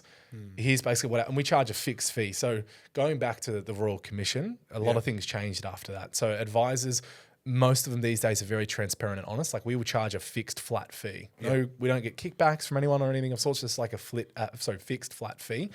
So that will do the project, and that will do the actual financial plan, the implementation of that plan as well. That usually goes for 3 or 4 months. Okay. Fixed fee covers that whole process beginning to end. Some of that's tax deductible. Then from there, a lot of clients will work with us on an ongoing basis, optional at that point in time. But I have a lot of people that they want to get the plan in place, but they're just so busy doing whatever they're doing in their own lives, running businesses, a lot of my clients, or they're just high paid professionals, or they just want to like focus on their family, not think about all these financial stuff. We will do all of that for them. We will be there and hold them accountable. That's probably the biggest aspect of it, is like accountability to stick to the plan, because it's all good and well when we start. Everyone's like all fuzzy and like, yeah, babe, let's go, let's do this. It's so cool. But then 3-4 months in, it's like going to the gym. It's like, this fizzles out. It's like, oh, like I'm gonna pull out this much money here again for what? Where's the results? Like, we start questioning it, and that's where like the accountability piece is huge. I'm pretty much a soundboard for clients, like particularly my business clients. Like I have some of them that's like so fun to work with because they're always asking me random questions and things. Like I've got some that are younger, a little bit younger than me, but I've like gone through things at an earlier age than them. So like, oh man, I'm thinking of buying a car right now. How much should I spend? Like, do I buy that Lamborghini Urus or do I do this? And it's like, all right, let's just bring you back down and let me give you my perspective. Yeah. And for sure, I don't know it all. I'm just going to tell you my perspective. Yeah. And that's a big part of just me. What I do in my own life now is I still seek people, mentors, and pay for that. I get myself around certain organizations like EO, Entrepreneurs Organization, to learn around these things. But long way to answer that question that you asked. No, I think it's good. I genuinely think a lot of people are scared of getting financial advice because one, they don't know how much it costs. And two, it sounds scary to open up your books to someone else and to be like, hey, this is my life. Can you help me plan it? And to have that trust to know that that person has the skill and ability to help you actually take your money elsewhere, right? Because we all think we're smart. We all think that we make the best financial decisions. But the reality is we probably don't, right? And then the question is always like, well, what justifies that this person knows more than me or smarter than me or has better structure and whatever? But I know that through experience, reps, and all of that sort of stuff that you've gone through yourself, your business partner have years of experience, and not just that, but you have dealt with many clients and many structures. You're obviously going to know a lot more than I will, going to do my own research, right? And that's the value of paying for service providers and professionals. I think that's really cool. But moving forwards from that, like a lot of people now, we've talked about how to kind of maximize the structure in Australia. How should people, and I think there's only one more point here that a lot of people might need to be aware of or start to kind of look into. And again, not financial advice, just look into all of the information that we're sharing, because these are the sort of general tax structures that most people can look into to start on their wealth journey. I think there's one more piece that people might be curious about is obviously when you come down to investing, right? Australia has a lot of these first home buyers grants and all this sort of stuff. So obviously a lot of people are going to be buying their first property under their own name. But then beyond their first property, and they're buying now investment properties. What does that look like? Should you be buying, and a lot of buyers agents tell you this, buy under a trust for each individual property. Or the other school of thought for these buyers agents is buy every property under a different PTY LTD. So what does that look like? Why should people even do that? And people obviously probably don't even know that you can buy property under different entities with their own money. Why, where, how, what? Like, how should we look at that picture? Yeah, first thing there is you've got to be so careful around who you get advice from there, because look, I love buyers agents, but that is an industry that is not very regulated, 100%. And there is a lot of rogues in that industry. I honestly, personally foresee there being massive regulation coming to there in the future at some point. I think there needs to be a big change in regulation for buyers. It's too agents. easy to become a buyer's agent. Like, and it's way too easy. But so first thing, I've seen scenarios where a guy's earning $100,000. He's already got 2 properties somehow. And he has these advisors. I think they're financial advisors. I don't know, but then they're all linked in together with the buyer's agent, the accountant, the mortgage broker. They set him up with a family trust structure. The one I seen recently, it was negatively geared like humongous. So it was about 25 grand a year. This property was costing him to keep it. And the problem there is when you own it through a family trust, let's just talk about negative gearing for a second. When you're buying an investment property, negative gearing means you're borrowing to acquire the asset, and the income coming from that asset is not covering all of the outgoings and the expenses. So the mortgage repayments, looking at the interest component, maintenance, body corporate if you've got units, that's generally avoiding units, your rates, whatever it may be, you need to fix an aircon, etc. So income is lower than the expenses. That's negatively geared. So let's just say your income's 20K on the property, expenses are 35, you're losing 15 grand. Hooray, that's a negatively geared scenario. So you can get some money back when you do your tax returns. So if you're in the highest tax bracket, put simply, if you're losing 15 grand on a property, you'll get back 47% of it. So let's just for argument's sake say you're going to get back 7.5 grand, okay? But the property still cost you 7.5 grand. And that's what a lot of people miss is, you're saving tax, but you're still generally going to be short on cash flow. I won't get into how depreciation works because sometimes that can actually make it a little bit different of an equation. But you're losing money. But the situation I've seen here is when you do that in your individual name, you can claim that tax back. You can claim it on your personal tax return. When it's in a trust, it's isolated. So this client that I'd seen earning only 100 grand to begin should never have had a trust. He had like a 25K loss from this property every year sitting in this trust, and he had no other assets in that trust because the loss gets isolated. Correct. So the loss is isolated. To make it dumbed down to people who probably don't understand, is inside your trust, it is a bubble. Picture a bubble. And if in that bubble you're losing 25 grand a year in that bubble, and you don't have any other asset in there that gives you a positive growth or any sort of gain, then that bubble is useless. Whereas normally that 25 grand could be applied to your personal income of 100K, which makes your actual taxable income significantly lower. Exactly, and that's how it works. So if it's in your individual name, your 100K in that situation, if you're losing 25, your taxable income is now 75. And you're taxed on that. So and that's a huge difference, because I think, does that change your bracket? I think that might have just changed your bracket. Yeah, you're coming down, you're moving. Well, your average tax rate is changing, because the way that it works in Australia is you go through each of the individual tax brackets. Yes. And then if as an example, if you pay yourself 190K, you go, well, every dollar over that, I'm now taxed at 47%. But your average tax rate, if you break it down, is only 30% at that level, because you've gone through the first 18,200, pay no tax, next bracket, and so on and so forth. But the trust one, you've got to be really careful around, because the banks have come out recently and started cracking down on some of the trust lending as well, because of situations like this. Like this guy's like losing 25K. It's quarantine in there and he can't offset it. Whereas if you're a business owner and you have it structured correctly, like even for my own situation, you might have your main trust, which owns your business assets. All your profit flow is coming through your business, ends up into your family trust. Again, a visual would do wonders with all of this, but you go from your trading entity to your trust, and then you're distributing it down to the beneficiaries. And you might go, well, you're already in the highest tax bracket, your spouse is in the highest tax bracket, your kids aren't 18. So you're like, who do I distribute to? You can actually distribute to another trust or a company, but if it goes to the other trust, you might have a negatively geared property in the other trust and then offset the loss on that trust. So that person, if this was his situation, if he had 25K loss in that other trust, he could get money over to it and soak it up. Profit to soak up the. So he goes through all these sort of different entities that it works its way over to this trust, and then he actually soaks it up. So, but the thing with the trust though is land tax will be higher. It's state based. You got to be watchful of that one.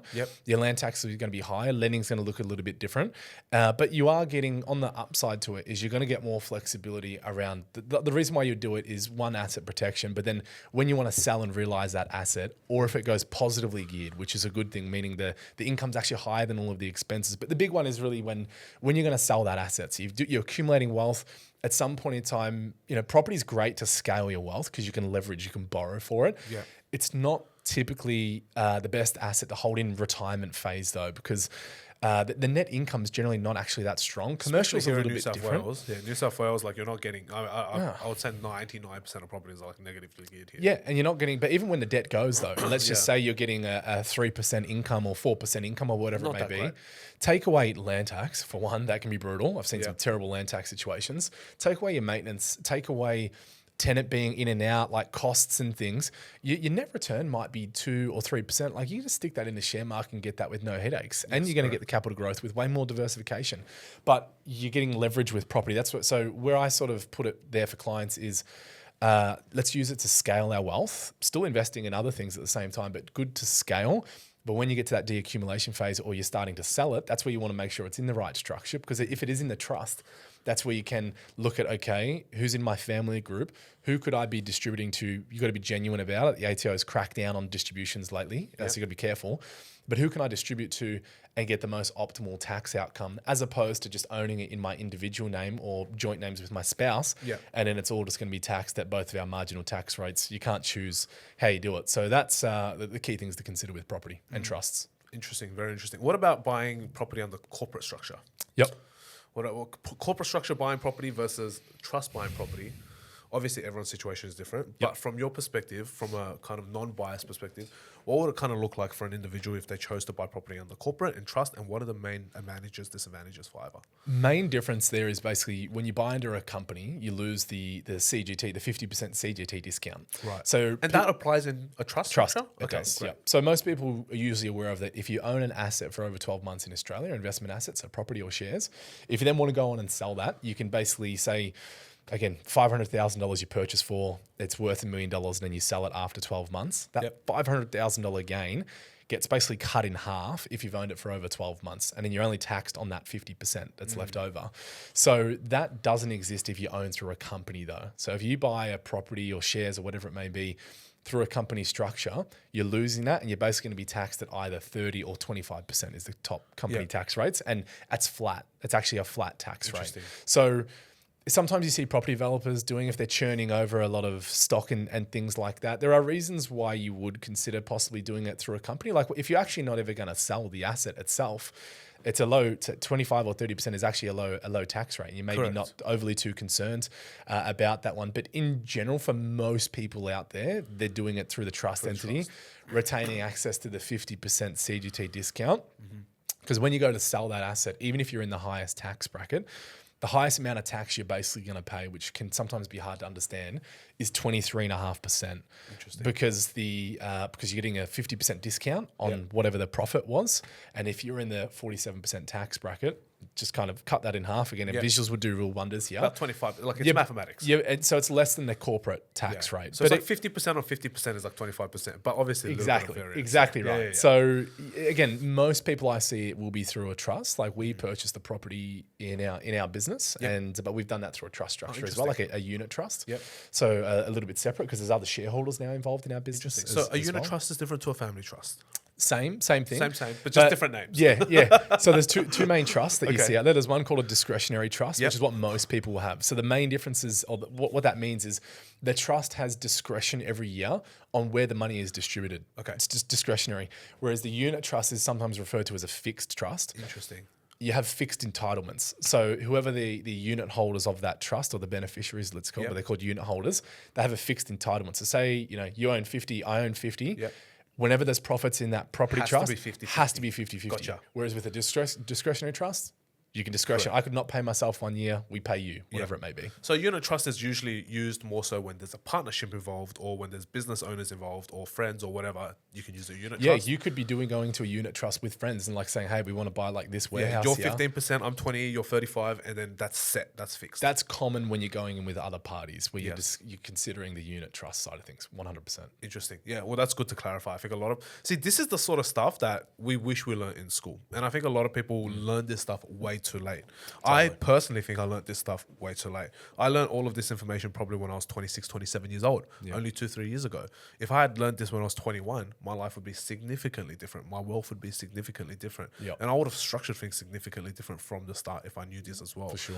So once again, I'm someone who I feel like I do have a certain level of financial education. And even then, getting to the deeper, more niche side of structuring, it's something that I'm not aware of. And this is where it pays to have the right people on your side. And I didn't really think about the value of a financial advisor or whatever, because you used to think you can just YouTube it or Google it or whatever.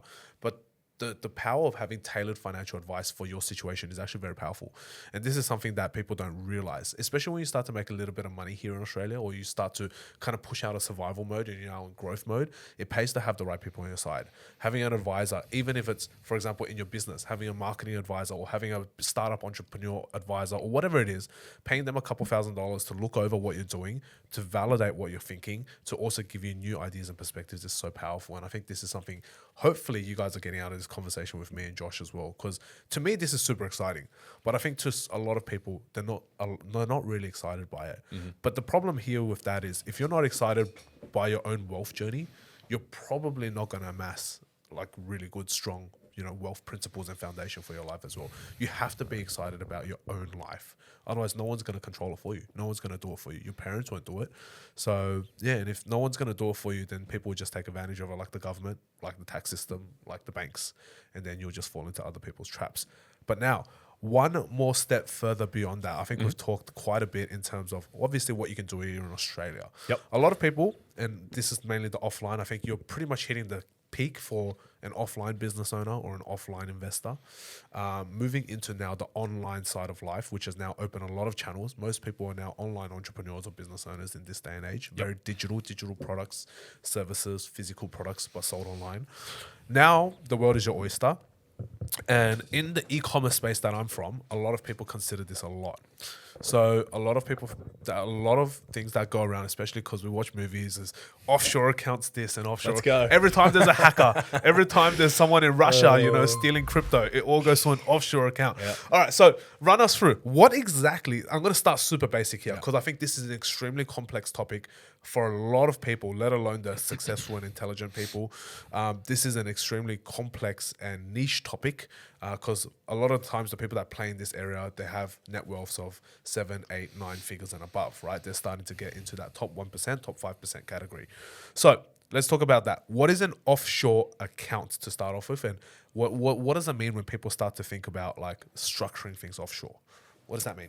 Yeah, a lot of moving parts to this. I'd say like I can only talk from personal experience with this. Like I have clients that work offshore and have businesses offshore. They like generally like UAE is a big one, or Dubai. Yep. Because it's a zero tax for personal. So it's like amazing. So a lot of Australians go over there, and actually as a business at the moment, like we're exploring Singapore, and we're going to be setting up an operation over there to work with Australian expats. It's something that we're really bullish on. Like we want to have a global presence, but I think there's a little bit of a misnomer around like this whole offshore thing. Cause what sort of sparked my interest originally is I had some clients overseas in UAE, and then they start showing me these accounts. They've got like the Isle of the Man, and That's right. British Virgin Islands, Isle of Man, all of these random little islands start these popping things up. start popping up. What the fuck is this? Yeah, and I'm like, man, this is interesting. So I started looking deeper into it, and sometimes some of that stuff is not what it's actually made out to be. Like I actually seen some clients and some products, and they were getting shafted because Australia is actually heavily regulated. Some areas, like say the UAE as an example, is not very regulated. So it like from a advice and investment point of view, like these clients that I had over there were getting, like these products look good. It's like tax-free, tax haven, cool. But the fees they were paying to their advisors were like through the roof. Yeah. Hidden commissions they didn't know about. Whereas all of that stuff got wiped out of the industry in Australia years ago.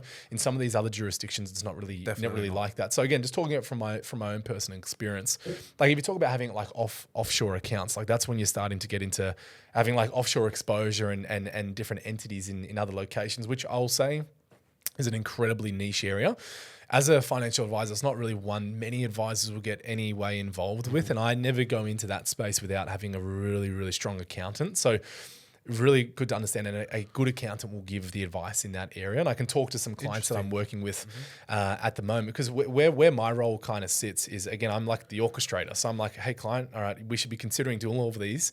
Now I'm going to pair you with the right person who does that for what you're needing. And then if it is offshore, we want to consider like offshore accounts or just getting offshore entities set up.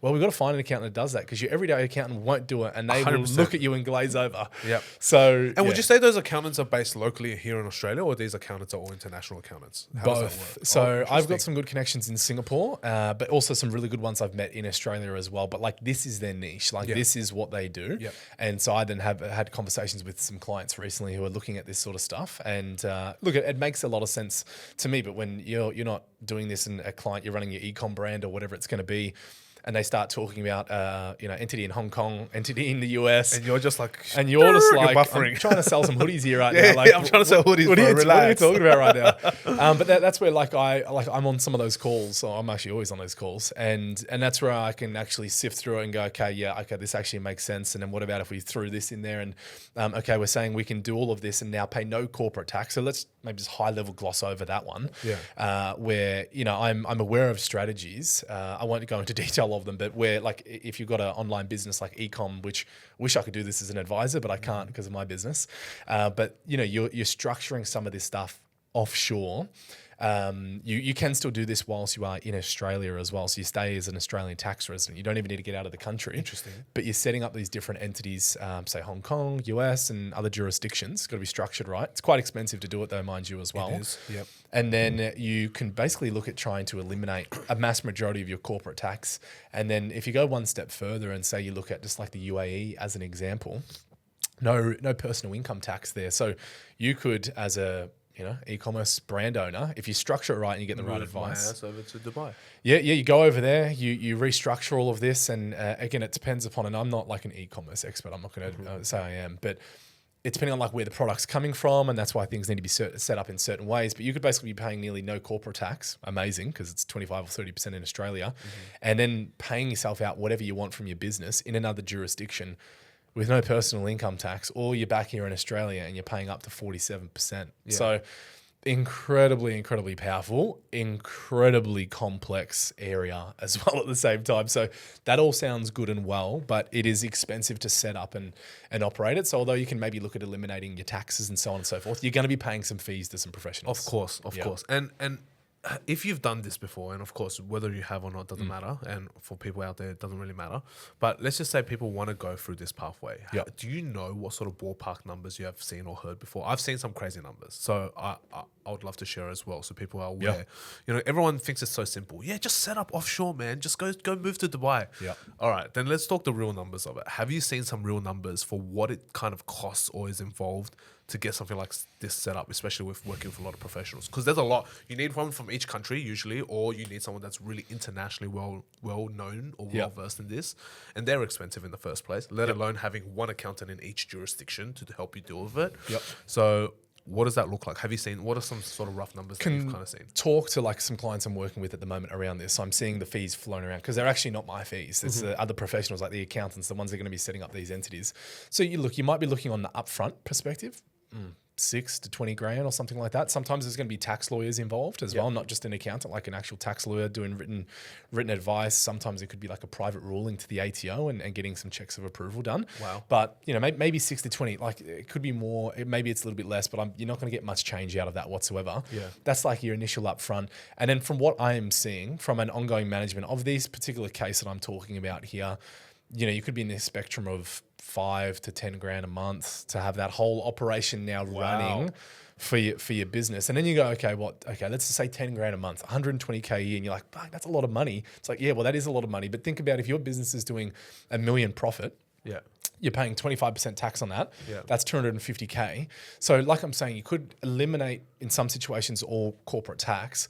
However, you're going to be paying some fees on the side of it. So kind of think of that kind of like a bit of a tax to play as well. So you're not going to get off scot-free, but you do have the ability to get a better actual outcome. But again, you're paying to play. Well, yeah, I guess, that's exactly what I was going to say. Life is a game, right? You're Yeah. just paying to play, right? And it's finding the right people, the right team, the right professionals to do that with you. It's not as simple as people think it is. Oh, I'm just going to move offshore.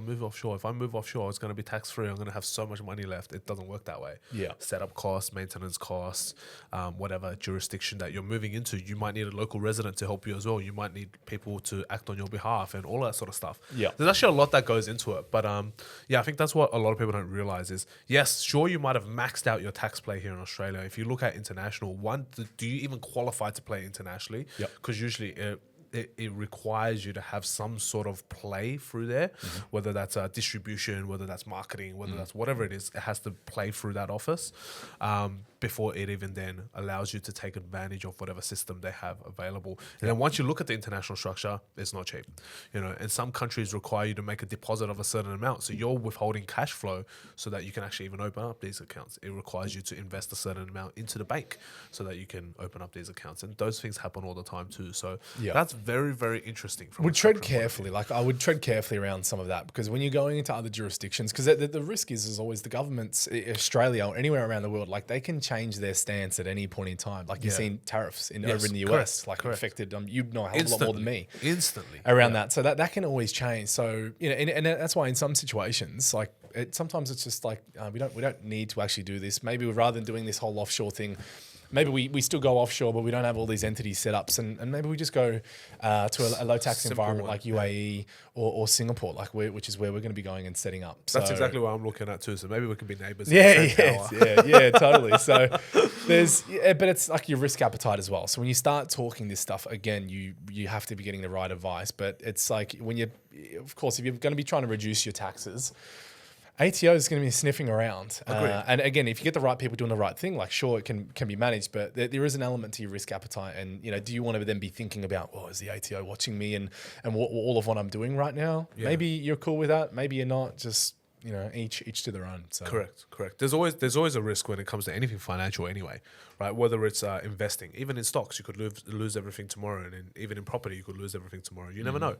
There's always going to be some sort of risk appetite. And I think that's up to every individual out there. But I also think that risk is something that people kind of eat all the time. And that sort of their risk appetite is, not as big as other people. And that's why they don't invest. Yep. I think from your perspective as someone who helps people plan their wealth and also advise them on their wealth, what sort of advice can you give someone who is kind of on the fence about potentially investing, right? Like they're kind of scared. They're kind of like, and we've all been there. You know, there were times in my life where I thought $500 was a lot of money. Yep. There were times in my life when I thought $1,000 was a lot of money, 10,000, 20, 50,000 was a lot of money. And then there are times in my life where you kind of just realize you grow through these levels and it starts getting easier. Yep. All of a sudden that $500 investment just becomes whatever. Yep. You know, or that $10,000 investment just becomes, oh, okay, yeah, it's a bit risky, but still, I don't mind losing that because Yep. I'm ready to play. And then it goes bigger, right? 50, 100, 200K. And we're not talking about leverage situations. We're talking about, like, for example, you bought into a business, Yep.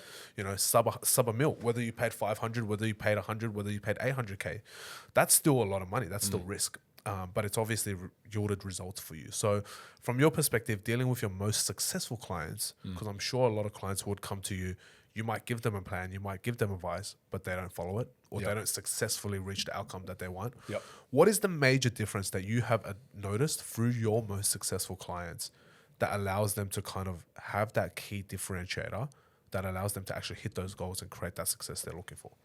Look, I think I don't want to be, sort of tooting the horn of like advisors and things, but all of the people I've seen that made the most money, like they have the right people around them. Like none of them are doing it themselves. Like everyone, look, the people that have made the most money are business owners, 100% hands down. And I always tell clients that as well. Like if your goal is to create as much wealth as you can, the way to have unlimited ability to do that is through business, because you can be a little operation, just whatever, or you could try and become the next Jeff Bezos or Elon Musk and earn huge amounts of money. So purely from that perspective, like, but those clients are the ones that have made the most money, and from a wealth perspective, like they've just done it all. And some of them actually, if you were to have a conversation with them, they're not as smart as you think. They're actually not as, and don't know as much as you think they actually would, because they have other people around them that think about all of this stuff for them. And then they just go, hey, you should try this. Okay, we'll try it. Yeah, but they're like gut instinct, intuition is locked in. Like they can tell if someone's bullshitting them at the same time. So it's like, they could sit down and we have a conversation, and they're like, Josh, let's go and let's move forward and work together.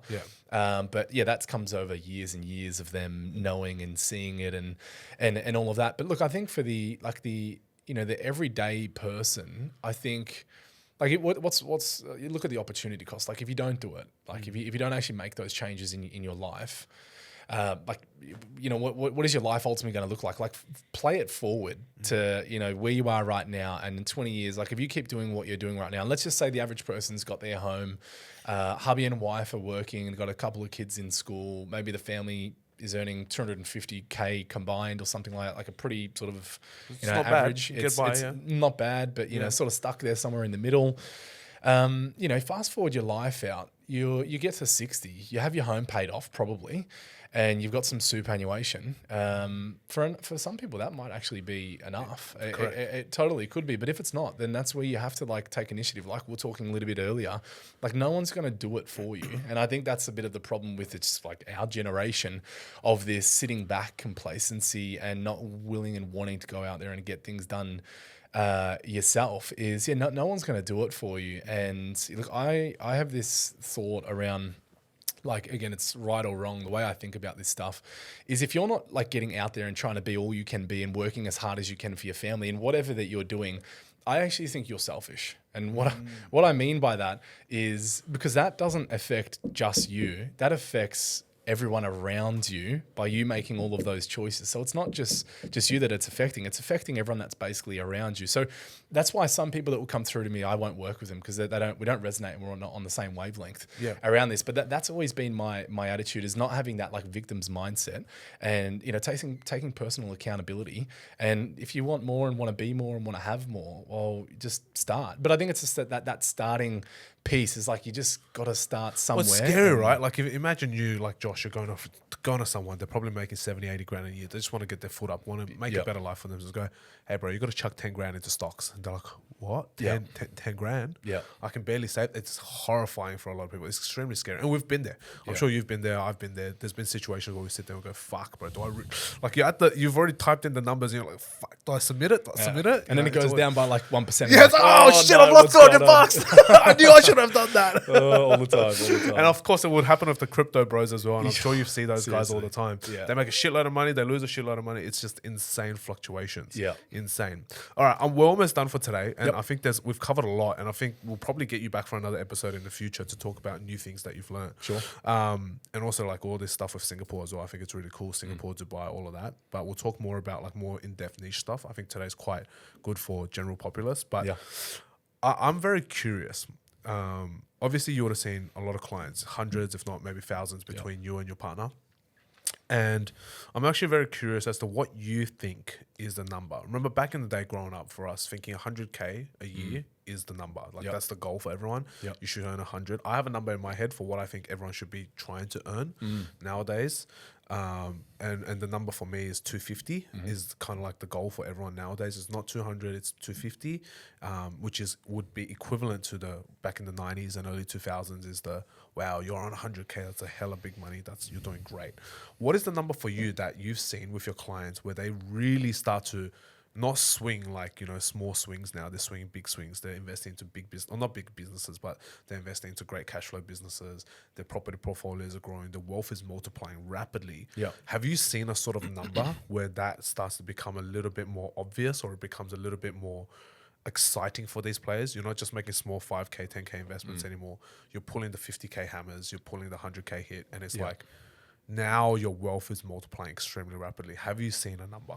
Yeah, look, it's an interesting question. I've never actually thought about that one before. Like, I'll say you're probably not too far off the mark, like that 200, 250K plus and beyond, like as a family unit. But then you can quite easily throw on some kids and some private schooling, a home mortgage, and then it very quickly diminishes. Just nothing. And then it goes down to, it's like, I see that all the time. Like, couples earning more than that, and then it's like their surplus is like $1,000 or $2,000 a month. You're like, That's hang on, crazy. but they've got like a $2 million mortgage on a $3 million home, or something like. To me, that's just so scary. I don't know what it is. That's scary for me, man. Yeah, like there's definitely this complacency around property in Australia, and this Because like just because you can afford it with your borrowing capacity doesn't mean you should buy it. That's my personal opinion. I don't know if that's your opinion too. Yeah.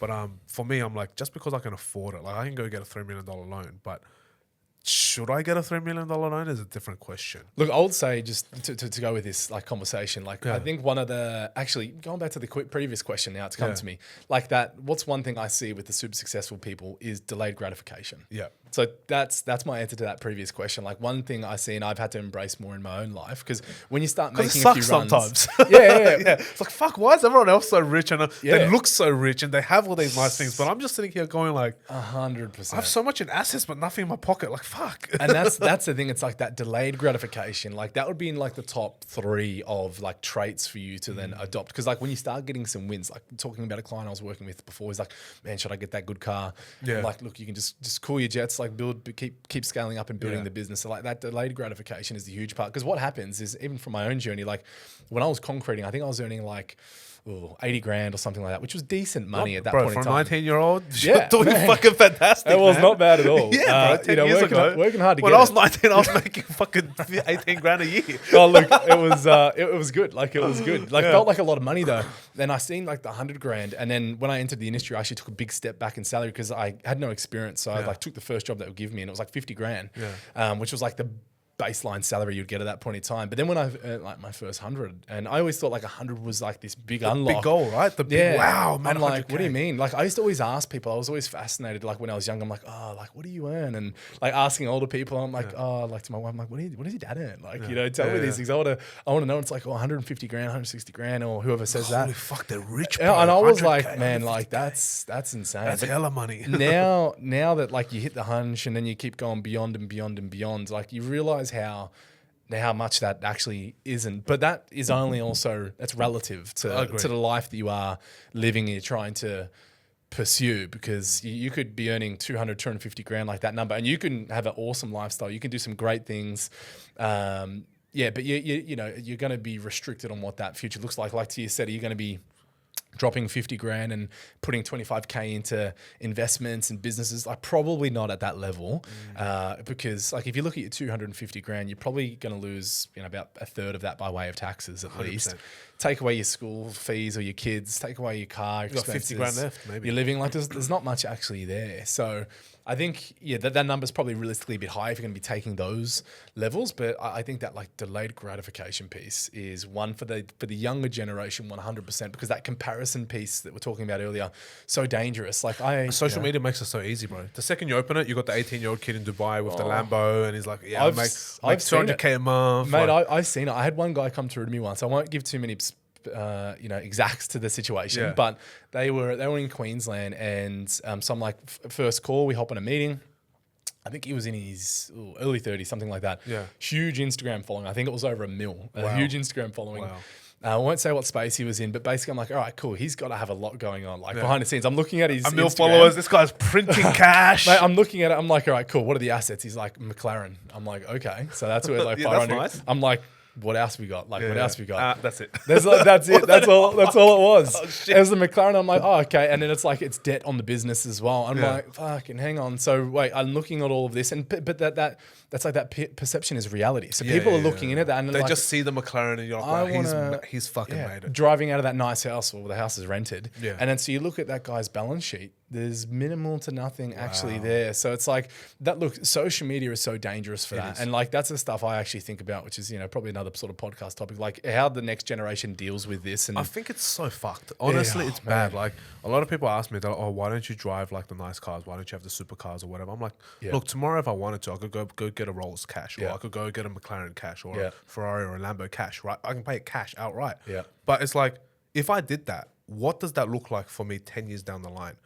I could have lost 3 or 4 properties because of that. I could have maybe lost a $15-20 million business because of that decision. Just because I wanted to look cool to people who don't give a fuck. And then 10 minutes later, they've forgotten who I am. Seriously. It doesn't really matter, right? And I think everyone's got their own different mindset. I'm not in that flexing culture. I'd much rather have, like, we just flew our team to Bali. We paid for all their trips. We flew them over.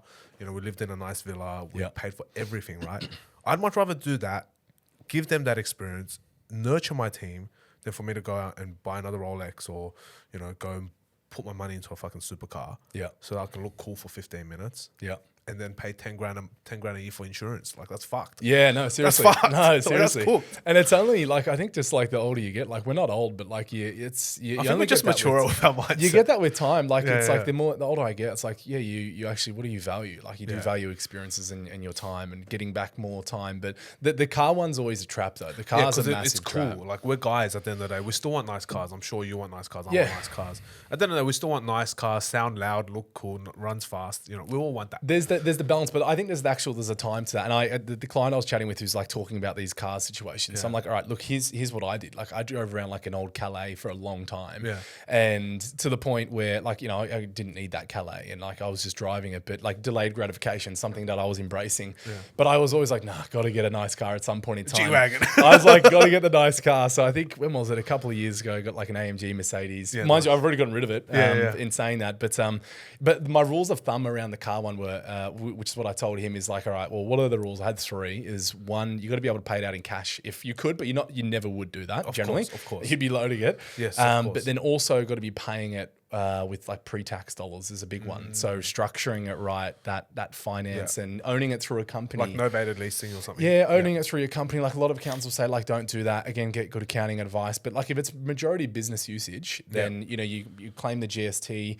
The instant asset write-off's not as powerful. When I was buying some cars a couple of years ago, now. it was way more powerful. It was like at least over 50 grand instant write-off. You got to look out for like luxury car tax and things. But if you could afford it in cash, you've done that delayed gratification piece of you building up your businesses, and you can pay it in a tax effective, well structured manner through your company or whatever it may be. So tick. And then the final part is, again, right or wrong, I just say, look, you should be having enough passive income to be able to pay that car. Like the repayments, like you're not scratching to make those repayments. Like your business is cash flowing, you're paying out dividends or whatever it may be. And then I'm like, it might make sense to, if you've done all these other things, we've got some other assets behind you. Like you don't want that, the McLaren to be your biggest asset. You want to have maybe multiple properties, a super successful profiting business, some share portfolio and all that sort of thing. And then, you know, when that time's come, if you want to get a nice car, which I did for a little while, and I'm like, nah, screw this. Then my son came along. I'm like, I can't get him in the back of the car and all this. So I'm I've got to get a ute now. So my wife's got a nice car. Yeah, I got a Ranger actually. Oh, nice. Because it was to the point, it's like we want to go do things and like go to the beach, and we're like, whose car are we going in? We're like, I don't know. I don't want to go in my car. We've got the Porsche at home, but we can't get to the fucking. I don't want to go in there. And it's like we actually bought a bigger property a couple of years ago, like a half acre, and you know, it's like a bit of garden things, and I like actually getting out in the garden and 4-wheel drives. Yeah, and so like I can't throw anything in the back of the AMG. So I'm like, all right, look, to me, like my ego, I lost that a long time ago. Like my ego, I just, mind you, had a big ego when I was a kid and growing up for sure. Sure, everyone's still got an ego. I think you have to. Well, we're competitive. I think it's just in our nature. You'll never lose that. But I then learned, I'm like, look, I don't give a shit what car I'm driving. So if like I'm driving around a ute and I'm throwing stuff in the back and it's never clean, like I actually don't care. Yeah. But I'm more motivated to like make sure like my family or my wife drives a nice car. Is it comfortable? Yeah. If your wife drives a nice car, and I think that's the same thing. Like with us being a Chinese culture, it's like if your woman is well kept, it means you're successful. Yeah. If your woman is not well kept, it means doesn't matter how rich you are, you ain't shit. Yeah, no, I think that's probably like a good that's like a very good way to sort of like govern and model your life, because the Australian culture is an interesting one. So it is. Like the Asian culture, it doesn't matter what the man looks like. We could look like shit, right? We could be fat as fuck, look ugly as fuck. It doesn't matter. But as long as your woman looks like a supermodel, you've done right. As long as she's driving the Porsche, you've done right. But if you drive the Porsche and she's driving a Camry, then you've fucked up. But the family, like, just to touch on that, like the family dynamic in Asian culture, like you really much look to bond and look after each other. Would it? Yeah, correct. be? I think in Asian culture, a lot of it is very traditional male and female family roles. Yeah. That still exists. China is actually transforming quite a lot right now. The women are the powerful ones in China. Wow. Surprisingly, they're the ones that are making the dollars. Wow. And the men are the hopeless ones right now. They're like the sugar babies nowadays, which is Sounds dangerous. very interesting. I don't know why that switch has happened, but the men in China are not very strong at the moment. Not a lot of like, you know, provider type things. But the ones that do provide, they're like big daddy, like multi-millionaire, billionaire, like young, successful entrepreneurs. Yeah. But Asian culture is very much family driven, very much family orientated. We should look after our wives. We should make sure they're well looked after, they're well kept. At the same time, if they don't need to work, they shouldn't need to work. If they want to work, it's because they want to work. Yeah. That's the sort of mentality that Asian culture is. I think that's why on social media right now as well, there's a huge thing leading towards trying to date Chinese men or marry Chinese men, because all they want to do is try to look after you. No kidding. Yeah, so that's a very, very interesting like social shift. Never used to be like that. People never used to, or girls never used to care about Chinese men. They used to think of them as like the lowest. Yeah. It used to always be all the white guys. Everyone wants the white guy, but it's and everyone wants the Asian girlfriend or the Chinese girlfriend. But now it's kind of slowly transforming. Yeah. It's kind of shifting a little bit, which is interesting. Yeah, that dynamic. I think I see it a lot with clients. Is like, you know, the traditional was be like hubby's like the breadwinner. Yep.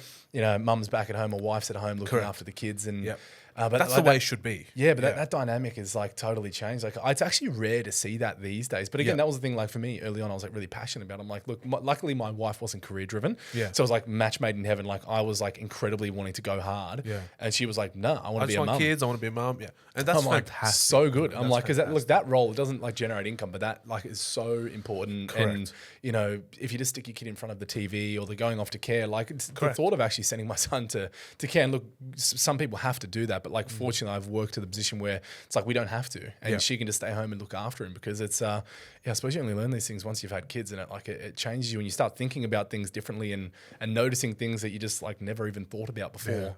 It's it's interesting. That's so interesting, and that's really powerful. And I think talking about money as well, like every culture has their different money kind of principles. So me being from a Chinese culture, money is super important in our culture, because most of our parents grew up broke as fuck, like really poor during the revolution. So money is super important. But my parents' generation, very little of them become successful, because they're all survivors. They've got the survivor mentality. It's always stingy, or not stingy, but they're cheap on things. They're scared of investing. They're very risk averse, because they've been bred through that culture. This next generation, our generation now, when we're young, we're the same generation, same age. The Chinese guys now is all about fucking how do I hustle, make as much money as possible, you know, buy nice things, do whatever. And then the Chinese culture, like in mainland China, back in China is flex. If I'm rich, I want to fucking have everything nice. Like the amount, well, I just came back from China. The amount of Richard Milles I saw, the amount of Rolexes, day dates, the amount of Pateks that I saw. Yeah. These kids, 20 years old, driving around in Lambos, Ferraris, Rolls Royces. Bro, it was like mind blown how rich some of these people are. But different cultures, bro. Like it's super different. Yeah. Super, super different. All right, last question for today. We're going to wrap it up.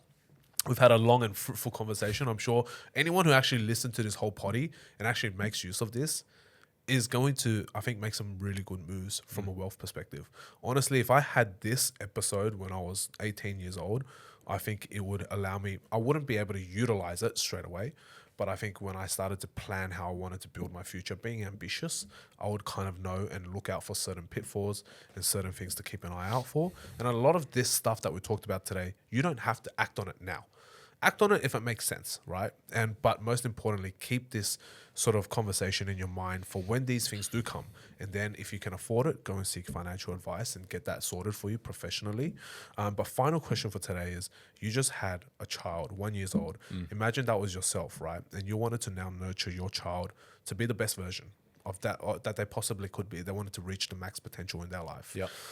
I look at life as if it's a game.